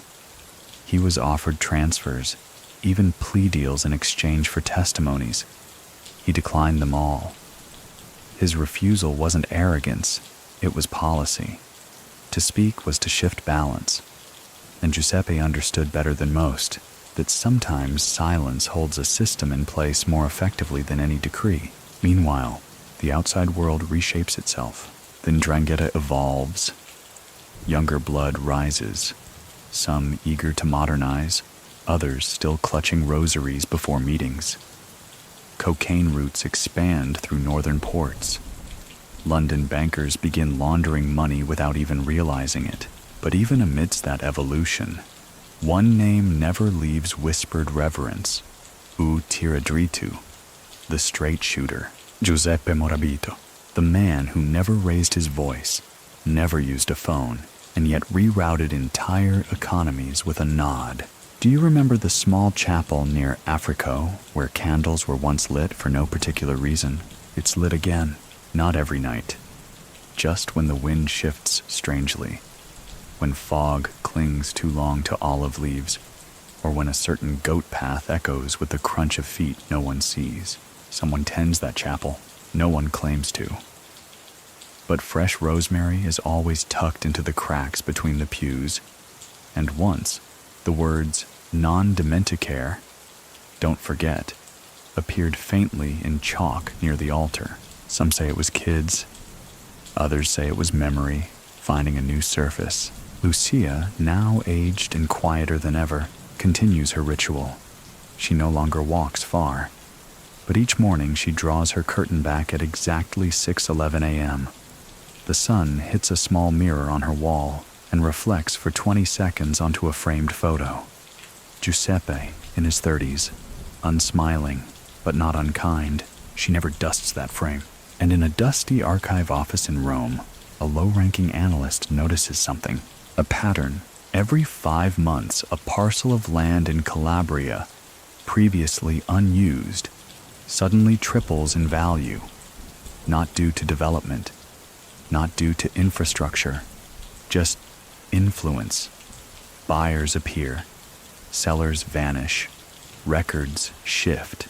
The analyst circles the connections, draws a map, pins the center, Africo, then circles again, and finds nothing concrete, just silence. No phone calls, no emails, no wire transfers, just change, orchestrated from nowhere. He shares the file with his supervisor. They shrug, because officially Giuseppe Morabito is silent, inactive, a prisoner in a forgotten wing, too old to matter.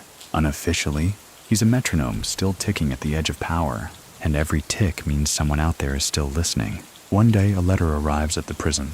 It's unsigned. Inside, a single olive leaf, pressed flat between 2 pieces of wax paper. No note, no threat, just memory. Giuseppe holds it for a long time. Then, without speaking, he places it in his book and closes the cover. So what do you think? Does legacy require a name? Or can it exist as a pattern of behavior? A rhythm passed between generations like an underground current? Never seen, never held, but always felt. Giuseppe Morabito is still, but stillness is not the same as absence, and sometimes a ghost does more with a glance than an army with commands. The walls of the prison do not echo. That would be too generous. They swallow sound, file it away somewhere beneath concrete and fluorescent hum. And still, Giuseppe's silence moves louder than voices. By now, over a decade has passed since his arrest. His hair has gone thin as paper. His hands tremble a little more when he buttons his shirt. But his gaze, slow, deliberate, steady, remains unchanged.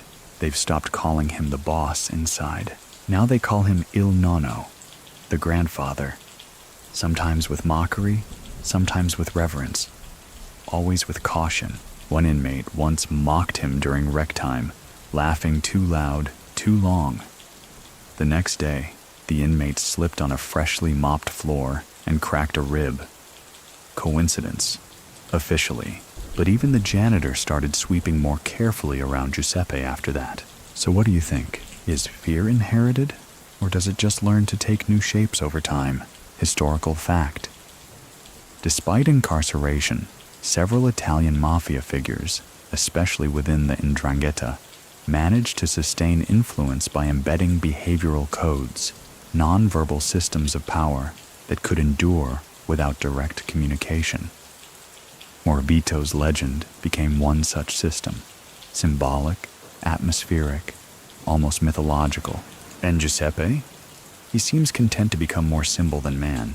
He no longer writes. He reads, not newspapers, not legal briefs. He reads poetry. Classical, regional, sometimes translated. He keeps a worn copy of Dante's Divine Comedy tucked under his mattress, not because he fears damnation, but because he respects structure. He once murmured to a chaplain, "Even hell has rules. Do you remember the collapsed house near the olive grove outside Africa? The one children used to dare each other to approach? It was cleared away recently. No notice. No record of demolition. Just gone. In its place, a bench. Smooth, unmarked wood, facing west. Lucia walks there now. Slow, deliberate steps. She carries no flowers. Just a pouch of salt, which she sprinkles at the foot of the bench.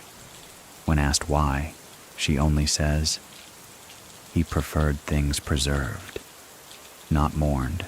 She's nearly 90. Her hands shake when she lights a match now, but she never drops one. She never has. Inside prison, Giuseppe dreams more. Not of escape or youth or open roads. He dreams of wind shifting through pine trees, of dogs sleeping in the midday sun, of the weight of wet stones in his coat pockets during mountain rain. He wakes with his breathing slow, his pulse unhurried. One guard, assigned to overnight watch, began leaving small notes in Giuseppe's meal tray. Nothing threatening, just lines of poetry, observations, reflections. He never received a reply, but the guard continued, every night, for months, until one morning, after a storm, the guard finds his own note returned. Folded carefully beneath the fork, it says only, "The forest doesn't write back, but it always hears." And that's Giuseppe. He doesn't debate, he doesn't challenge, he listens. And still, decisions ripple. Back in Calabria, a land dispute ends before it begins. A contractor changes plans mid-construction. A port official is reassigned quietly, without complaint. There's no explanation, just new movement, no noise. Old investigators still ask, how? But the new ones don't even bother. They've filed him away under mythology. Untouchable. Unspeaking. One day, a journalist writes a long piece titled, "The Man Who Disappeared Without Leaving." It traces Morabito's timeline, from his rise in Africa to his arrest, to the silence that followed. The article ends with a question. If the man is truly finished, why do so many still orbit his gravity? It trends briefly online, then vanishes. Giuseppe never sees it. Or maybe he does, folded inside a book brought in by a lawyer, tucked behind a page of Virgil. He doesn't say. Instead, he keeps doing what he's always done. Wake early, sit silently, and study the way dust drifts through morning light, like it knows something no one else does. So what do you think? Is there power in surrender? Or is surrender just another kind of victory, when chosen with purpose? Giuseppe chose his moment. That much is undeniable. And now, even in stillness, his presence bends the air. Not just in prison, not just in Calabria, but in the way people speak when they say his name, and pause before finishing it. In the end, all legends fade. Some flicker out in flame, others drift off like smoke, indistinct and unsummoned. But Giuseppe Morabito, he doesn't vanish. He settles. He becomes a presence that doesn't require attendance. The cell remains the same, 12 feet by 8. The walls still hum. The light still pulses faintly.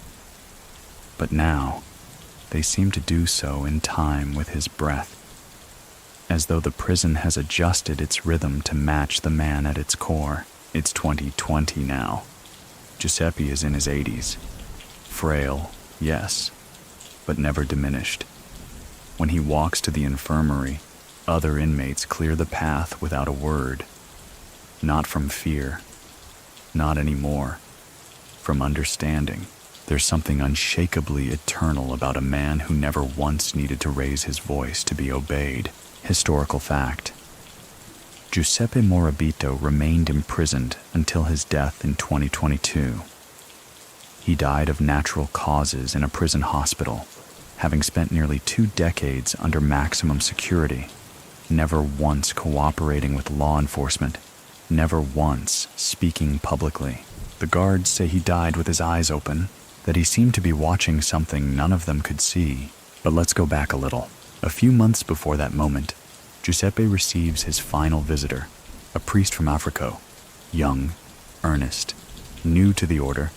He tries to offer absolution. Giuseppe listens politely, then asks, "Can a man be forgiven for silence?" The priest doesn't answer, so Giuseppe does it for him. Then again, "I suppose silence is where forgiveness begins." The priest leaves, unsure if he's witnessed confession or commandment. Back in Africa, the hills remain the same, unbothered, timeless. The goat paths are still soft with dust. The breeze still carries salt from the Tyrrhenian Sea. And Lucia, she's gone now. Passed in her sleep, they say, the morning after a sudden spring bloom. The rosemary by her window never needed watering again. At her funeral, someone placed a smooth stone atop her casket. No name, no note, just memory. Do you remember the fig tree? It fell in a storm not long after, its roots torn sideways, as if it had finally finished its purpose and bowed out. And yet, months later, tiny shoots began to grow from its base. Not big, not boastful, just patient. A young boy passes it on his way to school each morning. One day he reaches down and presses his palm to the bark. He doesn't know why. But his grandfather nods at the gesture, quietly. Legacy isn't always inherited. Sometimes it's absorbed. And now, even in death, Giuseppe's silence echoes. They say silence dies when memory does, but not this silence. This silence was built to outlast thunder. So what do you think? Can a man vanish from history but still bend the air in a room? Can he be erased from paper but not from posture? From conversation? From the subtle hush that follows his name? You already know the answer. It's in how we speak of him, in low tones, in pauses, in stories that begin with, "He never said much, but..." Giuseppe Morabito, the old ghost of the Ndrangheta hills, did not live to see freedom, but he died freer than most men ever get to imagine. No confession, no retraction, no stain of regret, just a name folded into the wind. And when the prison finally closed his file, it made no sound. But the silence that followed? It stood up and walked out the door. Let's slow things down now. The hills of Calabria are quiet again. The kind of quiet that doesn't beg for attention, just settles over the land like dew. The fig tree is gone. The rosemary still grows. And somewhere, beneath centuries of dust and olive branches, the memory of a man like Giuseppe Morabito lingers. Not loud, not sharp, but steady, like a mountain refusing to move. Take a deep breath. Feel the air turn soft in your lungs, like velvet folding in on itself. Imagine the distant echo of boots on a dirt path, not rushing, not searching, just walking, because walking was always enough. There's peace in knowing that some men never needed to shout to be heard, that some legacies are written not in ink or blood, but in the space between movements, in the way a curtain is drawn, a table is set, a dog doesn't bark. You don't have to remember every detail. You just have to remember the feeling. That stillness has power, that even the quietest men can leave tremors behind. Now, wherever you are, in a room dimly lit, in a city that won't quite sleep, or a countryside washed in night, let your thoughts soften. Let them drift down like ash, slow and directionless, with no need to land. Tomorrow will come. But for now, let Giuseppe keep watch over the hills, and you rest.